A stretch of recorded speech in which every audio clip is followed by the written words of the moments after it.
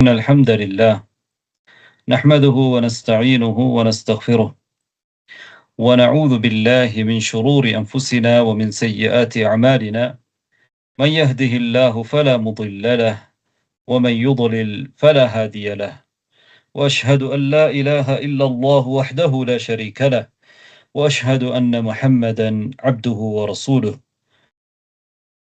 அன்பார்ந்த சகோதரர்களே, ஹஜ்ஜுடைய சட்டங்களை நாங்கள் பார்த்து வருகின்றோம். கடைசியாக ஹஜ் செய்யக்கூடிய முறையை பார்த்தோம். இப்போது இந்த நூலிலே ஹஜ்ஜோடு சம்பந்தப்பட்ட இன்னும் சில மஸ்அலாக்கள் குறிப்பிடப்பட்டிருக்கின்றன. அதிலே ஒன்றுதான், ஒருவர் ஹஜ்ஜுக்கு செல்கிற பொழுது அல்லது உம்ராவுக்கு செல்கிற பொழுது அங்கே அவர் தடுக்கப்படுகிறார். இஹ்ராமிலே இருக்கின்றார், மக்காவுக்கு செல்ல முடியாமல் தடுக்கப்படுகின்றார். இவ்வாறான நிலையிலே இஹ்ராமை ஆரம்பித்த ஒருவர் அவருடைய இஹ்ராமிலிருந்து களைவதற்கு, இஹ்ராமிலிருந்து விடுபடுவதற்கு முடியுமா என்பதை பார்ப்போம்.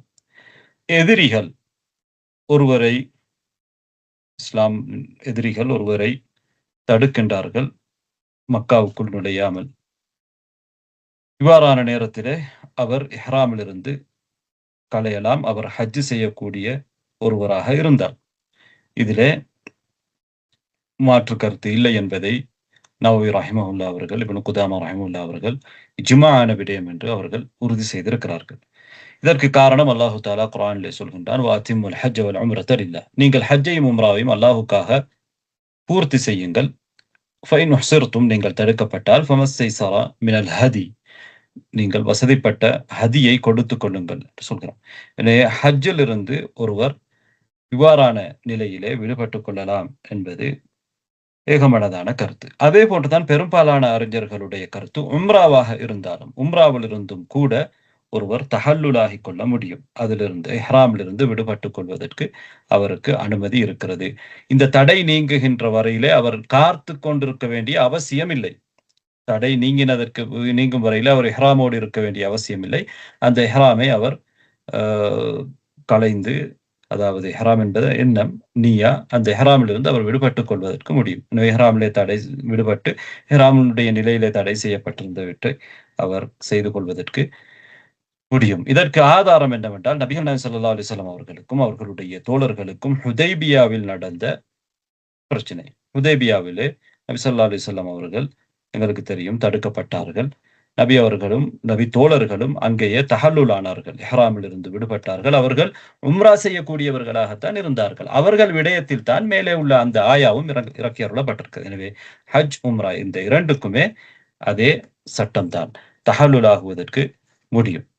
இப்போது ஒருவர் தஹல்லுல் ஆகின்றார், உம்ராவிலிருந்து, ஹஜ்ஜிலிருந்து. அதற்காக அவர் நியா வைத்து சென்றவர், அவரால் அங்கே நுழைய முடியாமல் தடுக்கப்படுகின்றார். அதனால் அவர் அங்கிருந்து என்ன செய்கின்றார்? தஹல்லுல் ஆகின்றார், உம்ராவிலிருந்து, ஹஜ்ஜிலிருந்து விடுபடுகின்றார். இப்படியான ஒருவர் கட்டாயமாக ஹதி கொடுக்க வேண்டும் என்பதுதான் பெரும்பாலான அறிஞர்களுடைய நிலைப்பாடு. இமாம் மாலிக் ரஹிமஹுல்லா அவர்கள் அவருக்கு ஹதி கடமை இல்லை என்று சொல்லி இருக்கிறார்கள். காரணம், அது அவராக ஏற்படுத்தி கொண்ட ஒரு விடயம் அல்ல, அவருடைய குறைவால் வந்த ஒரு விடயம் அல்ல. அது அவர் ஹஜ்ஜை பூரணப்படுத்தியதை போன்றதுதான். எனவே அவர் தஹல்லுல் ஆகிக் கொள்வது, ஹதி கொடுக்க வேண்டிய அவசியம் இல்லை என்று சொல்லியிருக்கிறார்கள். ஆனால் இந்த கருத்து பிழையானது என்று நூலாசிரியர் சொல்கிறார், சரியானது அல்ல. காரணம், அல்லாஹு தஆலா குர்ஆனிலே நீங்கள் ஹஜ்ஜையும் உம்ராவையும் பூரணப்படுத்துங்கள் அல்லாஹுக்காக என்று சொல்லிவிட்டு, நீங்கள் தடுக்கப்பட்டால் நீங்கள் வசதியான ஹதியை கொடுத்துக் கொள்ளுங்கள் என்று சொல்லியிருக்கிறார். எனவே இந்த ஆயா ஹுதைபியா உடன்படிக்கையிலே தான் இறங்கியது என்பதிலே தப்சீர் கலை அறிஞர்களுக்கிடையிலே எந்த மாற்று கருத்தும் இல்லை என்று இமாம் ஷாஃபி ரஹ்மத்துல்லாஹி அவர்கள் சொல்கிறார்கள். எனவே சரியான கருத்து மாலிக் ரஹ்மத்துல்லாஹி அவர்களுடைய கருத்து அல்ல, பெரும்பாலான அறிஞர்கள் சொல்லக்கூடிய கருத்து கட்டாயமாக உம்ராவிலிருந்து அல்லது ஹஜ்ஜிலிருந்து அவர் விடுபடுவதற்காக ஹதி கொடுக்க வேண்டும், பலிப்பிராணி ஒன்று அவர் கொடுத்து ஆக வேண்டும். இந்த தடை என்பது குறிப்பிட்ட ஒருவர் விஷயத்தில் இருந்தாலும் சரிதான், அல்லது ஒரு கூட்டத்துடைய ஒரு மொத்தமாக எல்லோருக்கும் ஏற்படக்கூடிய ஒரு தடையாக இருந்தாலும் சரி, நபி அவர்களுக்கும் நபி தோழர்களுக்கும் ஏற்பட்டதை போன்று, அல்லது தனியாக ஒருவருக்கு இவ்வாறு நடக்கின்றது. திருடர்கள் அவரை கடத்தி கொண்டு சென்று விடுகிறார்கள், அல்லது அவர் அநியாயமாக தடுக்கப்படுகின்றார். இப்படியான நிலையிலே அவர் அங்கே எதிர்பார்த்து கொண்டிருக்க தேவையில்லை. அவருடைய இஹ்ராமிலிருந்து அவர் தன்னை விடுவித்துக் கொள்ளலாம். ஏனென்றால் எதிரி ஒருவரை தடுத்தாலும் உண்டுதான், பல பேரை ஒரே நேரத்திலே தடுத்தாலும் உண்டுதான். இதிலே வித்தியாசம் இல்லை. அதே நேரத்திலே ஒருவர் தடுக்கப்படுகிறார் நியாயமான ஒரு காரணத்திற்காக.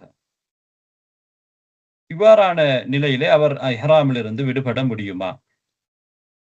அவர் மீது குற்றம் இருக்கிறது, அதனால் அவர் ஹஜ்ஜிலிருந்து அல்லது உம்ராவிலிருந்து தடுக்கப்படுகின்றார். இந்த நிலையிலே அவர் எதிர்பார்க்காமல் அந்த தடை நீங்குகின்ற வரையிலே எதிர்பார்க்க வேண்டுமா, அல்லது அதிலிருந்து அவர் விடுபட்டுக் கொள்ள முடியுமா என்று சொல்கின்ற பொழுது இமாம் இப்னு குதாமா ரஹ்மத்துல்லாஹி அவர்கள் என்ன சொல்கிறார்கள் என்றால், அவருக்கு தஹல்லுலாகுவது முடியாது. என்றால் அதிலிருந்து அவரால் விடுபட முடியும் என்று இருக்கின்ற பொழுது, உதாரணமாக ஒருவர் கடன் கொடுக்க வேண்டும். அவரிடத்திலே அவருக்கு கடன் கொடுத்தவர்கள் அவரை தடுக்கின்றார்கள்.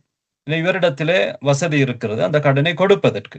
இவர் என்ன செய்ய வேண்டும் என்றால், அந்த கடனை கொடுத்துவிட்டு அவர் அவருடைய ஹஜ்ஜை உம்ராவை பூரணப்படுத்த வேண்டும். அவர் அங்கே அவர் இஹ்ராமை களைய முடியாது.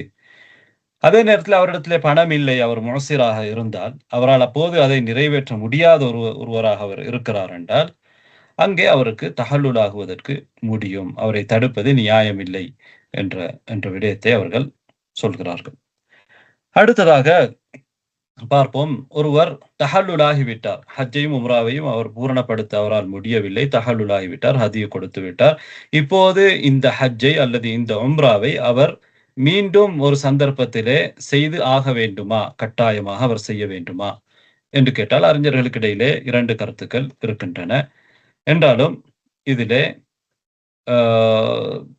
சரியான கருத்து என்னவென்றால், அவருக்கு இதை செய்வது கட்டாயம் இல்லை. திரும்பவும் அவர் ஹஜ்ஜுக்கு போக வேண்டும் என்பதோ, உம்ரா செய்ய வேண்டும் என்பதோ கட்டாயம் இல்லை என்பதை மாலிக், ஷாஃபிஈ ரஹிமஹுல்லாஹ் போன்றவர்களும், அஹ்மத் இமாமுடைய பிரபல்யமான கருத்தும் அதுவாகத்தான் இருக்கிறது.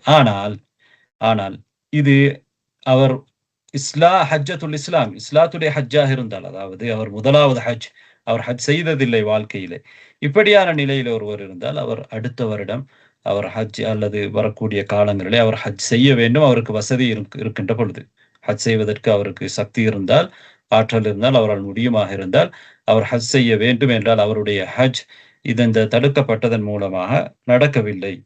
அதனால் சரியான கருத்து, அவர் ஹஜ் கடமையான உடனே அந்த ஹஜ்ஜை அவர் நிறைவேற்ற வேண்டும் என்பதுதான். அடுத்ததாக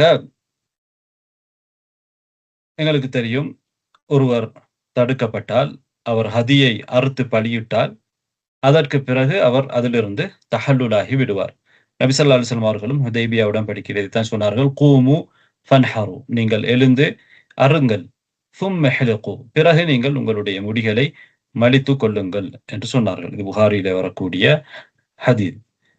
எனவே யார் தடுக்கப்படுகிறாரோ, அவர் எந்த இடத்திலே தடுக்கப்படுகிறாரோ அந்த இடத்திலேயே அவர் என்ன செய்வார், அவருடைய பலிப்பிராணியை அறுத்துக் கொள்வார். அந்த பலிப்பிராணியை அவர் மக்காவுக்கு, ஹரமுக்கு அனுப்ப வேண்டிய அவசியமும் இல்லை.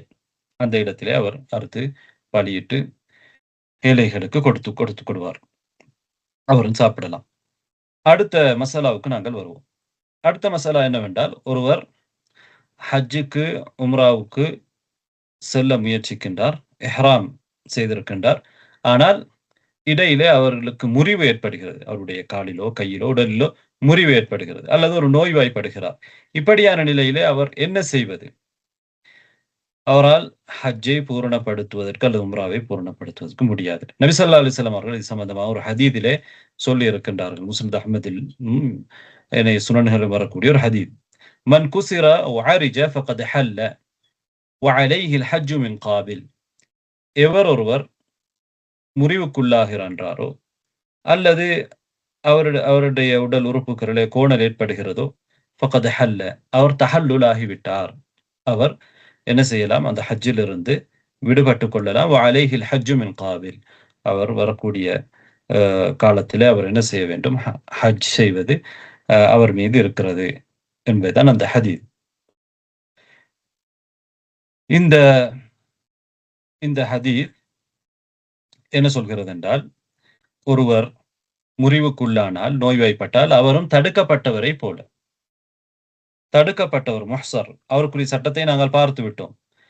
அவர் என்ன செய்வார்? தஹல்லுல் ஆகுவதற்கு ஒரு ஹதியை அறுத்து கொடுப்பார். அதே மாதிரி தான் இவ்வாறான நோய்வாய்ப்பட்டவரும் அவர் தஹல்லுல் ஆகுவதற்கு, அந்த உம்ராவிலிருந்து, ஹஜ்ஜிலிருந்து விடுபடுவதற்கு ஒரு ஹதியை கொடுத்து விடுபடலாம். ஏனென்றால் குர்ஆனுடைய ஆயா பொதுவாகத்தான் இருக்கிறது. எதிரிகள் உங்களை தடுத்தால் என்று அங்கே அல்லாஹ் தஆலா சொல்லவில்லை. பொதுவா சொல்லுங்க, இன் உஹ்சிர்தும், நீங்கள் தடுக்கப்பட்டால். எனவே அது எதனால் கூட தடுக்கப்படலாம். நோயினால் தடுக்கப்படுவதாக கூட இருக்கலாம். அடுத்தது நபி ஸல்லல்லாஹு அலைஹி வஸல்லம் அவர்களுடைய இந்த ஹதீஸ் இருக்கிறது. அவர் தஹல்லுல் ஆகுவார் என்பது. அதேபோன்று அவர் ஹதி கொடுக்க வேண்டும் என்பதும் நாங்கள் குர்ஆனிலிருந்து விளங்குகின்றோம். என்றால் குர்ஆன் எங்களுக்கு என்ன சொல்கிறது என்றால், தடுக்கப்பட்ட அந்த வார்த்தை பொதுவாகத்தான் இருக்கிறது. அதனால் பல அறிஞர்கள் இந்த கருத்தை சொல்லியிருக்கிறார்கள்.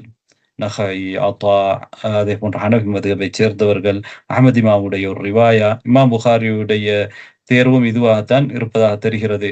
அதேபோன்று இந்த கருத்தை தான் ஷைகுல் இஸ்லாம் இப்னு தைமிய்யா ரஹ்மத்துல்லாஹி அவர்களும் பலப்படுத்தி இருக்கிறார்கள். ஆயா பொதுவானது. எனவே பொதுவானதைத்தான் நாங்கள் எடுக்கிறோம். குறிப்பிட்ட ஒரு காரணத்துக்காக இறங்கியதற்காக, அந்த காரணத்துக்காக மட்டும் நாங்கள் அந்த ஆயாவை, அதனுடைய சட்டத்தை சுருக்க முடியாது. பொதுவான விதி என்னவென்றால், அந்த லஃப்த், அந்த வார்த்தை பொதுவாக இருக்கின்ற பொழுது அதை நாங்கள் பொதுவாகத்தான் எடுக்க வேண்டும். இந்த கருத்தைத்தான் ஷைக் இப்னு தைமிய்யா ரஹிமஹுல்லாஹ் அவர்களும் பலப்படுத்தி இருக்கிறார்கள். இதுதான் சரியானது. இதே போன்றுதான் இப்னு மஸ்ஊத் ரலியல்லாஹு அன்ஹு அவர்களும் இவ்வாறு தான் ஃபத்வா கொடுத்திருக்கிறார்கள். ஒருவரை ஏதோ தீண்டி விட்டது. தேளாக இருக்கலாம் அல்லது பாம்பாக இருக்கலாம். தீண்டிய பொழுது அவர் என்ன செய்ய வேண்டும் என்ற விஷயத்திலே இப்னு மஸ்ஊத் ரலியல்லாஹு அன்ஹு அவர்களும் இவ்வாறு தான் ஃபத்வா கொடுத்திருக்கிறார்கள். இங்கே இந்த ஹதீஸிலே நபி ஸல்லல்லாஹு அலைஹி வஸல்லம் அவர்கள் அடுத்த வருடம் அவர் ஹஜ் செய்வார், அவர் மீது ஹஜ் இருக்கிறது என்று சொல்வதிலே இருந்து, அது ஹஜ் கட்டாயம் என்று நாம் புரிந்து கொள்ளக்கூடாது. அது முஸ்தஹப். அது அடுத்த வருடம் அவர் ஹஜ் செய்யாத ஒருவராக இருந்தால் அவர் விஷயத்திலே ஹஜ் கட்டாயம். ஒரு கட்டாயமான ஹஜ்ஜை அவர் செய்ய. ஆனால் அவர் ஏற்கனவே ஹஜ் செய்த ஒருவராக இருந்தால் அவருக்கு திரும்பவும் ஹஜ் செய்வது கட்டாயம் இல்லை. அவர் தடுக்கப்பட்டதனால் இன்னொரு முறை முழுமையா அந்த ஹஜ்ஜை செய்வதற்காக வருவது முஸ்தஹப் என்றுதான் நாம் இதிலே புரிந்து கொள்ள வேண்டும் என்று நூலாசிரியர் இங்கே விளக்கியிருக்கிறார். இப்போது நாம் அடுத்த மசாலாவுக்கு வருவோம்.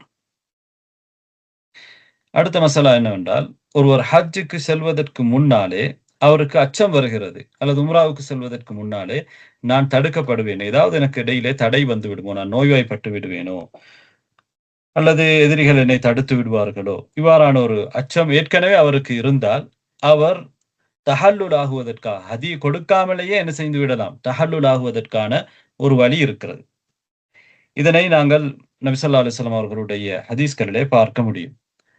புகாரி முஸ்லிமிலே வரக்கூடிய ஹதீஸிலே துபாஅத்து பின்து ஸுபைர் என்று சொல்லக்கூடிய பெண்மணி, மிக்தாத் ரலியல்லாஹு அன்ஹு அவர்களுடைய மனைவி, அவர்கள் என்ன செய்கிறார்கள் என்றால், ஹஜ் செய்வதற்கு விரும்புகிறார்கள். ஆனால் அவர்கள் நோய்வாய்ப்பட்டிருக்கிறார்கள். நபி ஸல்லல்லாஹு அலைஹி வஸல்லம் அவர்களிடத்திலே வந்து அவர்கள் கேட்கிறார்கள். நபி அவர்கள் கேட்கிறார்கள், நீங்கள் ஹஜ் செய்வதற்கு விரும்புகிறீர்களா? அவர், ஆம், வல்லாஹி மா அஜிதுனி இல்லா வஜஅ, ஆம், ஹஜ் செய்வதற்கு விரும்புகிறேன், அல்லாஹ்வின் மீது சத்தியமாக, ஆனால் நான் நோயாளியாகவே இருக்கிறேன் என்று சொன்ன பொழுது நபி அவர்கள் சொல்கிறார்கள், ஹுஜ்ஜி வஷ்தரிதி, நீங்கள் ஹஜ் செய்யுங்கள், நிபந்தனை இடுங்கள். வகூலி அல்லாஹும்ம மஹில்லி ஹைது ஹபஸ்தனி, அல்லாஹும்ம மஹில்லி ஹைது ஹபஸ்தனி என்று நீங்கள் சொல்லுங்கள் என்று நபி ஸல்லல்லாஹு அலைஹி வஸல்லம் அவர்கள் அவர்களுக்கு சொல்கின்றார்கள். ஆனால் அவர்கள் ஹஜ்ஜை அடைந்து கொண்டார்கள் என்று சஹீஹ் முஸ்லிமிலே இடம்பெற்றிருக்கிறது. எனவே ஒருவர் ஹஜ் செய்கின்ற அந்த சூழ்நிலையிலே அவருக்கு அச்சம் வருகிறது என்று இருந்தால், நான் ஹஜ்ஜுக்கு போனால் ஹஜ்ஜை நிறைவேற்ற முடியாமல் நோய்வாய்ப்பட்டு விடுவேன் இடையிலே என்றிருந்தால், அவர் எந்த ஒரு ஹதியும் கொடுக்காமல் அந்த இஹ்ராமிலிருந்து விடுபட்டுக் கொள்ள முடியும். அவர் ஏற்கனவே இவ்வாறு ஷரத்து இட்டுக் கொண்டால், ஏற்கனவே இவ்வாறு நான் எங்கே தடுக்கப்படுகிறேனோ அந்த இடத்திலே நான் தஹல்லுல் ஆகி இருக்கிறேன் என்பதுதான் அந்த வார்த்தையுடைய அர்த்தமாக இருக்கிறது. அடுத்ததாக அன்பார்ந்த சகோதரர்களே, நூலாசிரியர் இன்னொரு விடயத்துக்கு வருகின்றார். அதுதான் ஹரமைன், 2 ஹரம்கள், மக்கா, மதீனா, இதனுடைய கண்ணியத்தை பற்றி பேசுகின்றார். இது சம்பந்தமான சில சட்டங்களை பற்றி இங்கே குறிப்பிடுகின்றார். அதிலே முதலாவதாக புகாரி முஸ்லிமிலே இடம்பெறக்கூடிய ஒரு ஹதீஸ், அபூ ஹுரைரா ரலியல்லாஹு அன்ஹு அவர்கள் அறிவிக்கிறார்கள். என்ன சொல்கிறார்கள்?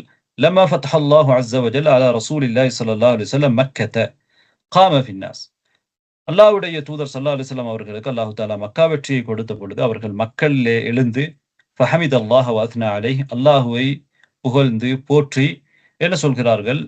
இன்னல்லாஹ ஹபஸ அன் மக்கத்தல் ஃபீல், நிச்சயமாக அல்லாஹ் தஆலா மக்காவை விட்டும் யானை படையை தடுத்தான். யானையை அல்லாஹ் தஆலா மக்காவுக்குள் நுழைய விடாமல் தடுத்தான். எங்களுக்கு தெரியும் நபி ஸல்லல்லாஹு அலைஹி வஸல்லம் அவர்களுடைய அந்த பிறந்த ஆண்டிலே ஒரு யானைப்படை, அப்ரஹா வரலாற்றிலே சொல்லப்படக்கூடிய ஒருவர் ஒரு யானைப்படை எடுத்துக்கொண்டு வந்து மக்காவை தாக்குவதற்கு, காபாவை உடைப்பதற்கு முயற்சித்தார். ஆனால் அல்லாஹ் தஆலா அதை தடுத்திருந்தார். நபி ஸல்லல்லாஹு அலைஹி வஸல்லம் அவர்கள் அந்த நிகழ்வை ஞாபகப்படுத்துகிறார்கள். அது மக்காவாசியரிடத்திலே பிரபல்யமான நிகழ்வாக இருந்தது. அந்த காலத்திலே இருந்த ஒரு சிலரும் அங்கே இருந்திருப்பார்கள்.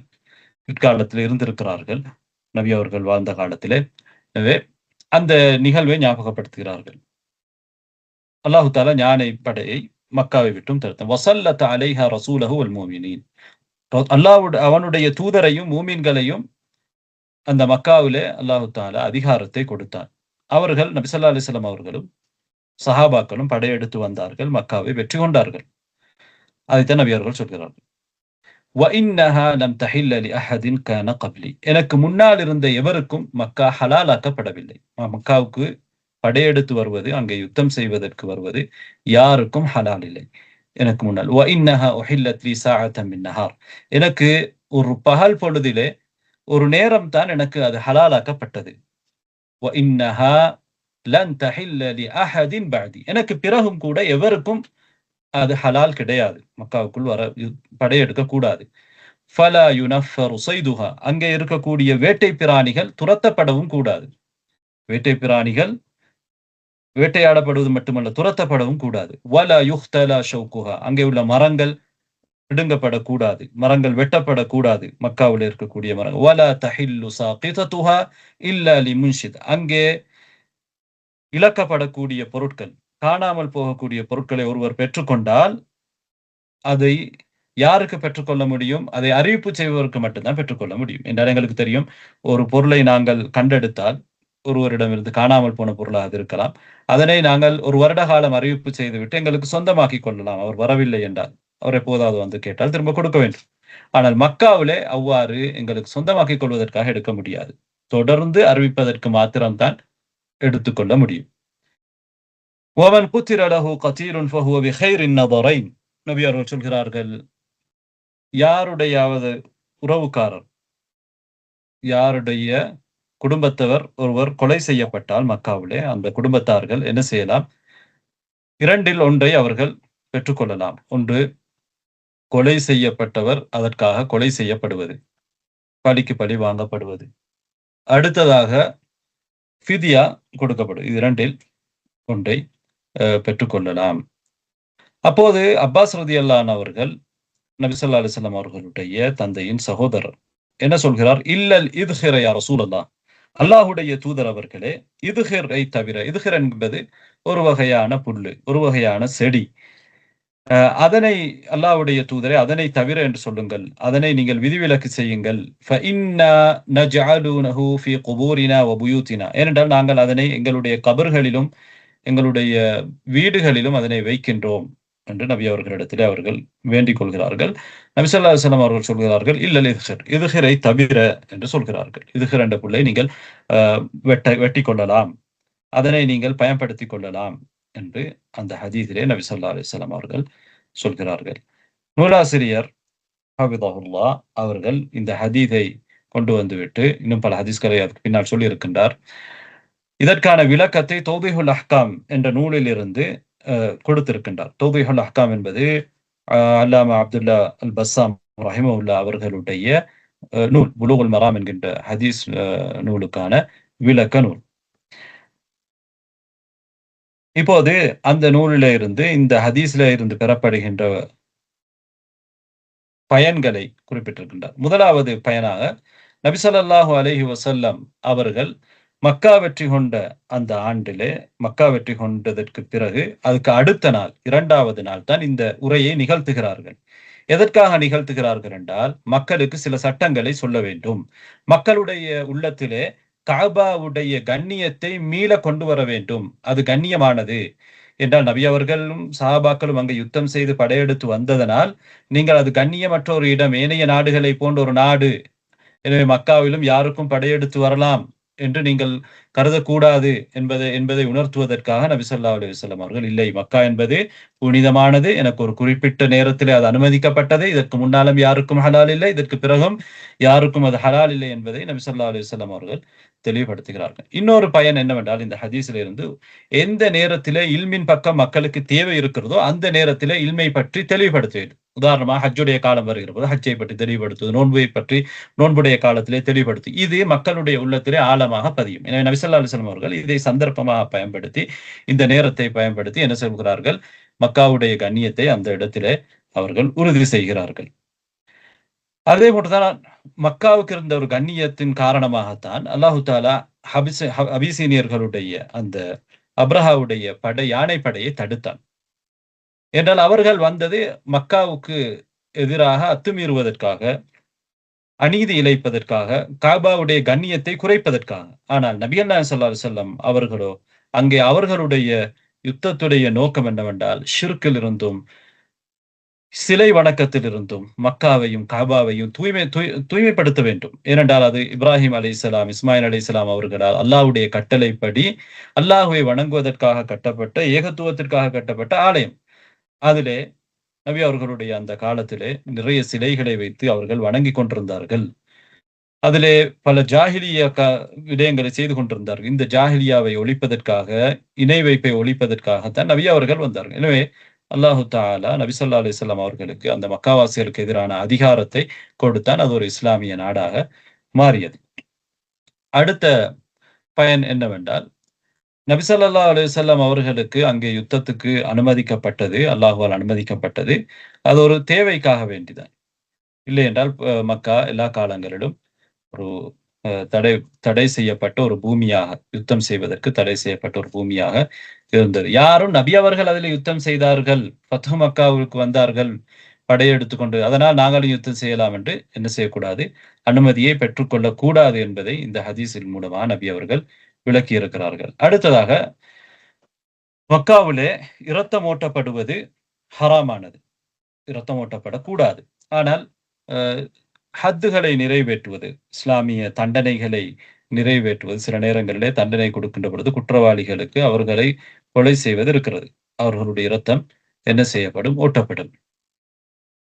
இவ்வாறான நிலையிலே இது ஹரம் எல்லைக்குள் இதனை செய்வது கூடுமா கூடாதா என்று கேட்டால், பெரும்பாலான அறிஞர்கள் ஹரம் எல்லைக்குள் இதனை நீங்கள் செய்யக்கூடாதுன்னு சொல்வார்கள். ஹரம் என்றால் என்ன என்றால் நாம் பின்னால் பார்ப்போம்.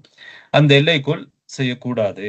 ஆனால் இமாம் ஷாஃபி, இமாம் மாலிக் போன்றவர்கள் ரஹ்மத்துல்லாஹ் போன்றவர்களுடைய கருத்து அது அனுமதிக்கப்பட்டது என்றால் அது ஒரு நியாயமான ஒரு காரணத்திற்காக செய்வது, அதுவும் அது மார்க்கத்திலே ஹரம்லே அது செய்யக்கூடாது என்ற தடை வரவில்லை. பொதுவாகத்தான் யார் குற்றம் செய்தாலும் அரசாங்கம் அவர்களை தண்டிக்க முடியும். அந்த மக்காவுடைய ஹரம் எல்லைக்குள்ளும் அவ்வாறு அவர்களுக்கு தண்டனை கொடுக்க முடியும் என்ற கருத்தை அவர்கள் சொல்லி இருக்கிறார்கள். அந்த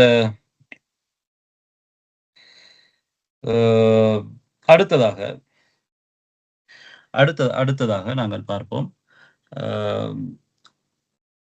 மக்காவை பொறுத்தவரையிலே மக்காவிலே அது ஒரு ஹரமாக இருக்கிறது. மக்கா ஹரம் என்றால் அல்லாஹு தாலா அதிலே சில விஷயங்களை செய்வதற்கு ஹராமாக்கி இருக்கிறான், தடை செய்திருக்கிறான், அதனை கண்ணியப்படுத்தி இருக்கிறான். தன் ஹரம் என்பது, இந்த மக்கா ஹரம் என்பது வேட்டையாடுவது அதிலே கூடாது. வேட்டையாடுவது மட்டுமல்ல, அங்கே இருக்கக்கூடிய வேட்டை பிராணிகளை ஒரு இடத்தில இருந்து இன்னொரு இடத்துக்கு துரத்துவதும் கூடாது என்பதும் இந்த ஹதீஸ் எங்களுக்கு சொல்கிறது. எனவே வேட்டை பிராணியை துரத்துவதே கூடாது என்கின்ற பொழுது, வேட்டை பிராணியை பிடித்து வைப்பதோ அல்லது அதனை கொலை செய்வதோ கடுமையான குற்றமாக கருதப்படும். அடுத்ததாக, மக்காவில் இருக்கக்கூடிய மரங்கள் வெட்டப்படக்கூடாது. இங்கே மரம் வெட்டப்படக்கூடாது என்பது தானாக முளைத்த மரங்கள், அல்லாஹு தாலா தான் எல்லாம் நடக்கிறது. அதாவது அந்த மரங்கள் எந்த ஒரு மனிதர்களுடைய செயல்பாடுகளுக்கும் உள்ளாகாமல், நேரடியான செயல்பாடுகளுக்குள்ளாமல், மனிதர்கள் அதை நட்டாமல் தானாக முளைக்கக்கூடிய மரங்கள். இந்த மரங்களை வெட்டுவதுதான் கூடாது. ஆனால் மனிதர்கள் நட்டக்கூடிய மரங்கள் அது அவர்களுக்கு சொந்தமானது. எனவே அவர்கள் அதை வெட்டி எடுத்துக்கொள்ளலாம் என்பதுதான் பெரும்பாலான அறிஞர்களுடைய நிலைப்பாடு. இமாம் ஷாஃபி ரஹ்மத்துல்லாஹி அவர்களுடைய நிலைப்பாடு என்னவென்றால், அதிலே மனிதர்கள் நாட்டுகின்ற மரங்களாக இருந்தாலும் அதையும் கூட வெட்டக்கூடாது என்று பொதுவாக எடுக்க வேண்டும் என்று அவர் கருதுகின்றார்கள். அடுத்ததாக மக்காவிலே காணாமல் போகக்கூடிய பொருட்கள். மக்காவில் என்றால் ஹரம் எல்லைக்கு உள்ளே. அது யாருக்கும் அதை அறிமுகப்படுத்துவதற்காக வேண்டியே எடுக்க முடியாது. நாம் ஏற்கனவே அதை பற்றி ஹதீஸை சொல்கின்ற பொழுது சொல்லிவிட்டோம். வேறு இடங்களிலே பிறக்கக்கூடிய பொருட்களை ஒரு வருடங்கள் அறிமுகப்படுத்தி விட வேண்டும். மக்கள் கூடக்கூடிய இடங்களிலே யாருமே வரவில்லை என்றால் அதை எடுத்துக்கொள்ளலாம். ஆனால் மக்காவிலே அந்த நோக்கத்திற்காக எடுக்க முடியாது. அடுத்ததாக இதில் இந்த ஹதீஸில் இருந்து பெற வேண்டிய பயன், ஒருவர் கொலை செய்யப்பட்டால் அவருக்கு அவருடைய குடும்பத்தார்கள் பழிக்கு பழி வாங்கலாம் அரசாங்கத்தின் ஊடாக, அல்லது அந்த அவர்களிடத்திலே அதற்கான பரிகாரத்தை பெற்றுக்கொள்ளலாம். அடுத்த 10வதாக மக்காவிலே இருக்கக்கூடிய மரங்களை வெட்டப்படக்கூடாது என்பதிலிருந்து நபி ஸல்லல்லாஹு அலைஹி வஸல்லம் அவர்கள் இதுஹிரை விதிவிலக்கு செய்கின்றார்கள். இதுஹிர் என்பது மக்காவிலே வாழக்கூடிய ஹராமிலே வாழக்கூடியவர்களுக்கு ஒரு தேவையான ஒரு செடியாக இருந்திருக்கிறது என்றால், அவர்கள் கட்டிடங்களை கட்டுகின்ற பொழுது அதுக்கு கூரை போடுகின்ற பொழுது அந்த கல்லுக்கு மேலால் அதனை வைத்து அதே போன்று அது பலகை அல்லது அந்த தடிகளை அதிலே வைக்கின்ற பொழுது அதோடு இறுக்கமாக ஒட்டி கொள்வதற்காக அதை பயன்படுத்தி இருக்கிறார்கள். அதே போன்று கபறுகளிலே கற்களை வைக்கின்ற பொழுது அந்த கற்களுக்கு இடையிலே வரக்கூடிய அந்த இடைகளை மறைப்பதற்காக வேண்டியும் அதை அவர்கள் பயன்படுத்தி இருக்கிறார்கள். எனவே அது விதிவிலக்கு செய்யப்பட்டிருக்கிறது. அதே போன்றுதான் இந்த ஹதீஸ் எதற்கு ஆதாரமாக இருக்கிறது என்றால், நபி ஸல்லல்லாஹு அலைஹி வஸல்லம் அவர்கள் மக்காவை யுத்தத்தின் மூலமாக வெற்றி கொண்டார்கள். சமாதான உடன்படிக்கை மூலமாக, சுல்ஹ் மூலமாக அவர்கள் வெற்றி கொள்ளவில்லை. யுத்தத்தின் மூலமாகத்தான் வெற்றி கொண்டார்கள் என்பது உலமாக்கள் 2 கருத்துக்களிலே ஒரு கருத்து. இந்த கருத்தை தான் அபு ஹனீஃபா, அதே போன்று அஹ்மத் ரஹிமஹுமுல்லாஹ் போன்ற இமாம்கள் சொல்லியிருக்கிறார்கள். இன்னொரு கருத்து, நபி ஸல்லல்லாஹு அலைஹி வஸல்லம் அவர்கள் இந்த மக்காவை யுத்தத்தின் மூலமாக வெற்றி கொள்ளவில்லை, உடன்படிக்கை மூலமாக வெற்றி கொண்டார்கள் என்பது. ஆனால் நபி அவர்கள் யுத்தம் செய்வதற்குத்தான் வந்தார்கள் என்பது இந்த ஹதீஸ் எங்களுக்கு சொல்கிறது. ஆனால் அவர்கள் பெரிய ஒரு யுத்தம் அங்கே நடக்கவில்லை. அவர்கள் கட்டுப்பட்டார்கள் நபி ஸல்லல்லாஹு அலைஹி வஸல்லம் அவர்களுடைய அந்த பெரும் படைக்கு. என்றாலும் யுத்தம் செய்வது நபி அவர்களுக்கு மக்காவிலே அந்த நேரத்திலே என்ன செய்யப்பட்டது? அனுமதிக்கப்பட்டது. சுல்ஹின் மூலமாக வெற்றி கொள்ளப்பட்டது என்ற ஷாஃபி இமாம் அவர்களுடைய கருத்தை விட முதலாவது கருத்து தான் பலமாக இருக்கிறது.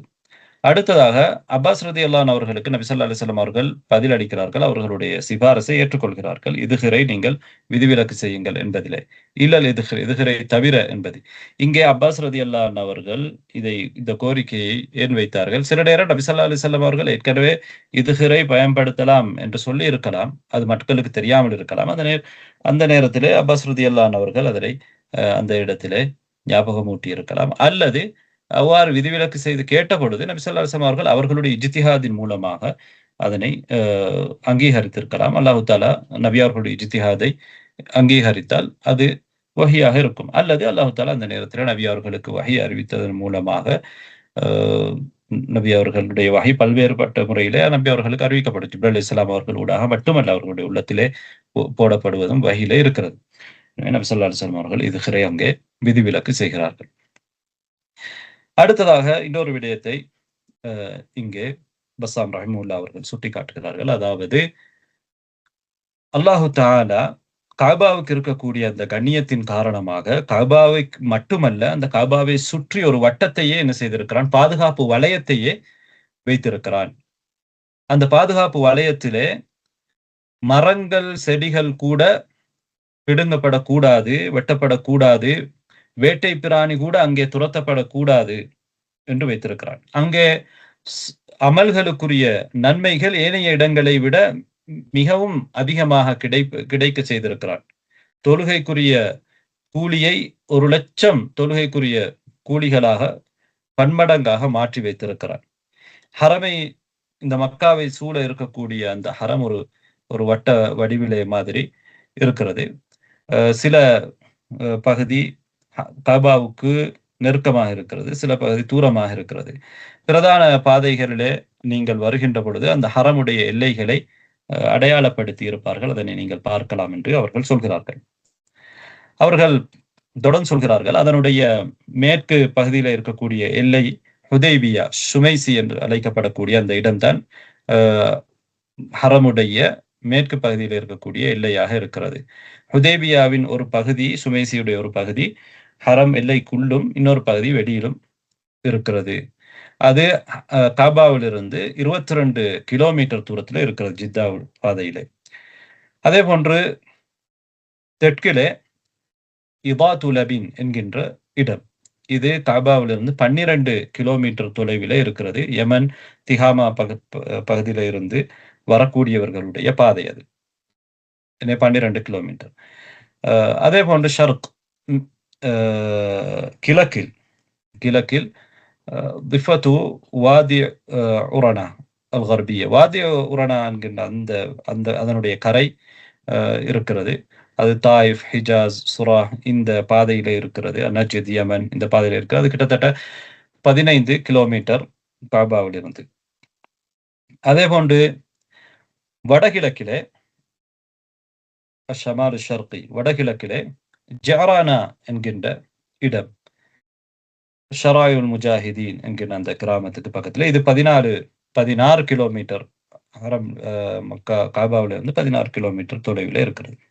வடக்கிலே தனீம், வடக்கிலே தனீம், இப்போது ஆயிஷா பள்ளி என்று சொல்வார்கள், மஸ்ஜித் ஆயிஷா, அந்த தனீம் மதீனா பாதையிலே அது இருக்கிறது, மதீனாவை நோக்கி போகக்கூடிய அந்த பாதையிலே. இது 7 கிலோமீட்டர். இதுதான் ஹரமுக்கு, அதாவது ஹரம் நெருக்கமான, காபாவுக்கு நெருக்கமான ஹரம் எல்லை 7 கிலோமீட்டரில் இருக்கிறது, மிக நெருங்கியது. தொலைவில் இருக்கக்கூடியது சுமைசி, 22 கிலோமீட்டர் தொலைவில் இருக்கிறது. இந்த எல்லைகளுக்கு உட்பட்டதுதான் ஹரம் என்று நாங்கள் சொல்கிறோம். 1387, அதாவது ஹிஜ்ரி 1387, இப்போது நாங்கள் ஹிஜ்ரி 1447 இருக்கிறோம். இந்த காலகட்டத்திலே அரசாங்கம் ஒரு குழுவை நியமித்து இந்த எல்லைகளை வரையறுப்பதற்கு சொல்லியிருக்க. முன்னாலும் அந்த எல்லைகள் இருந்திருக்கின்றன. காலத்தில் இருந்த அரசாங்கங்கள் அதை பேணி இருக்கிறார்கள். சில நேரங்களில் சில அடையாளங்கள் அடிபட்டிருக்கலாம். எனவே திரும்பவும் அதனை சரி செய்வதற்காக ஒரு குழுவை நியமிக்கிறார்கள். அந்த குழுவிலே அப்துல்லா பஸ்ஸாம் ரஹிமஹுல்லா அவர்களும் இருந்திருக்கின்றார்கள் என்ற விஷயத்தை அவர்கள் இங்கே சொல்கின்றார்கள். இப்போது நாங்கள் இன்னும் 2 ஹதீஸ்களை நூலாசிரியர் சொல்கிறார்.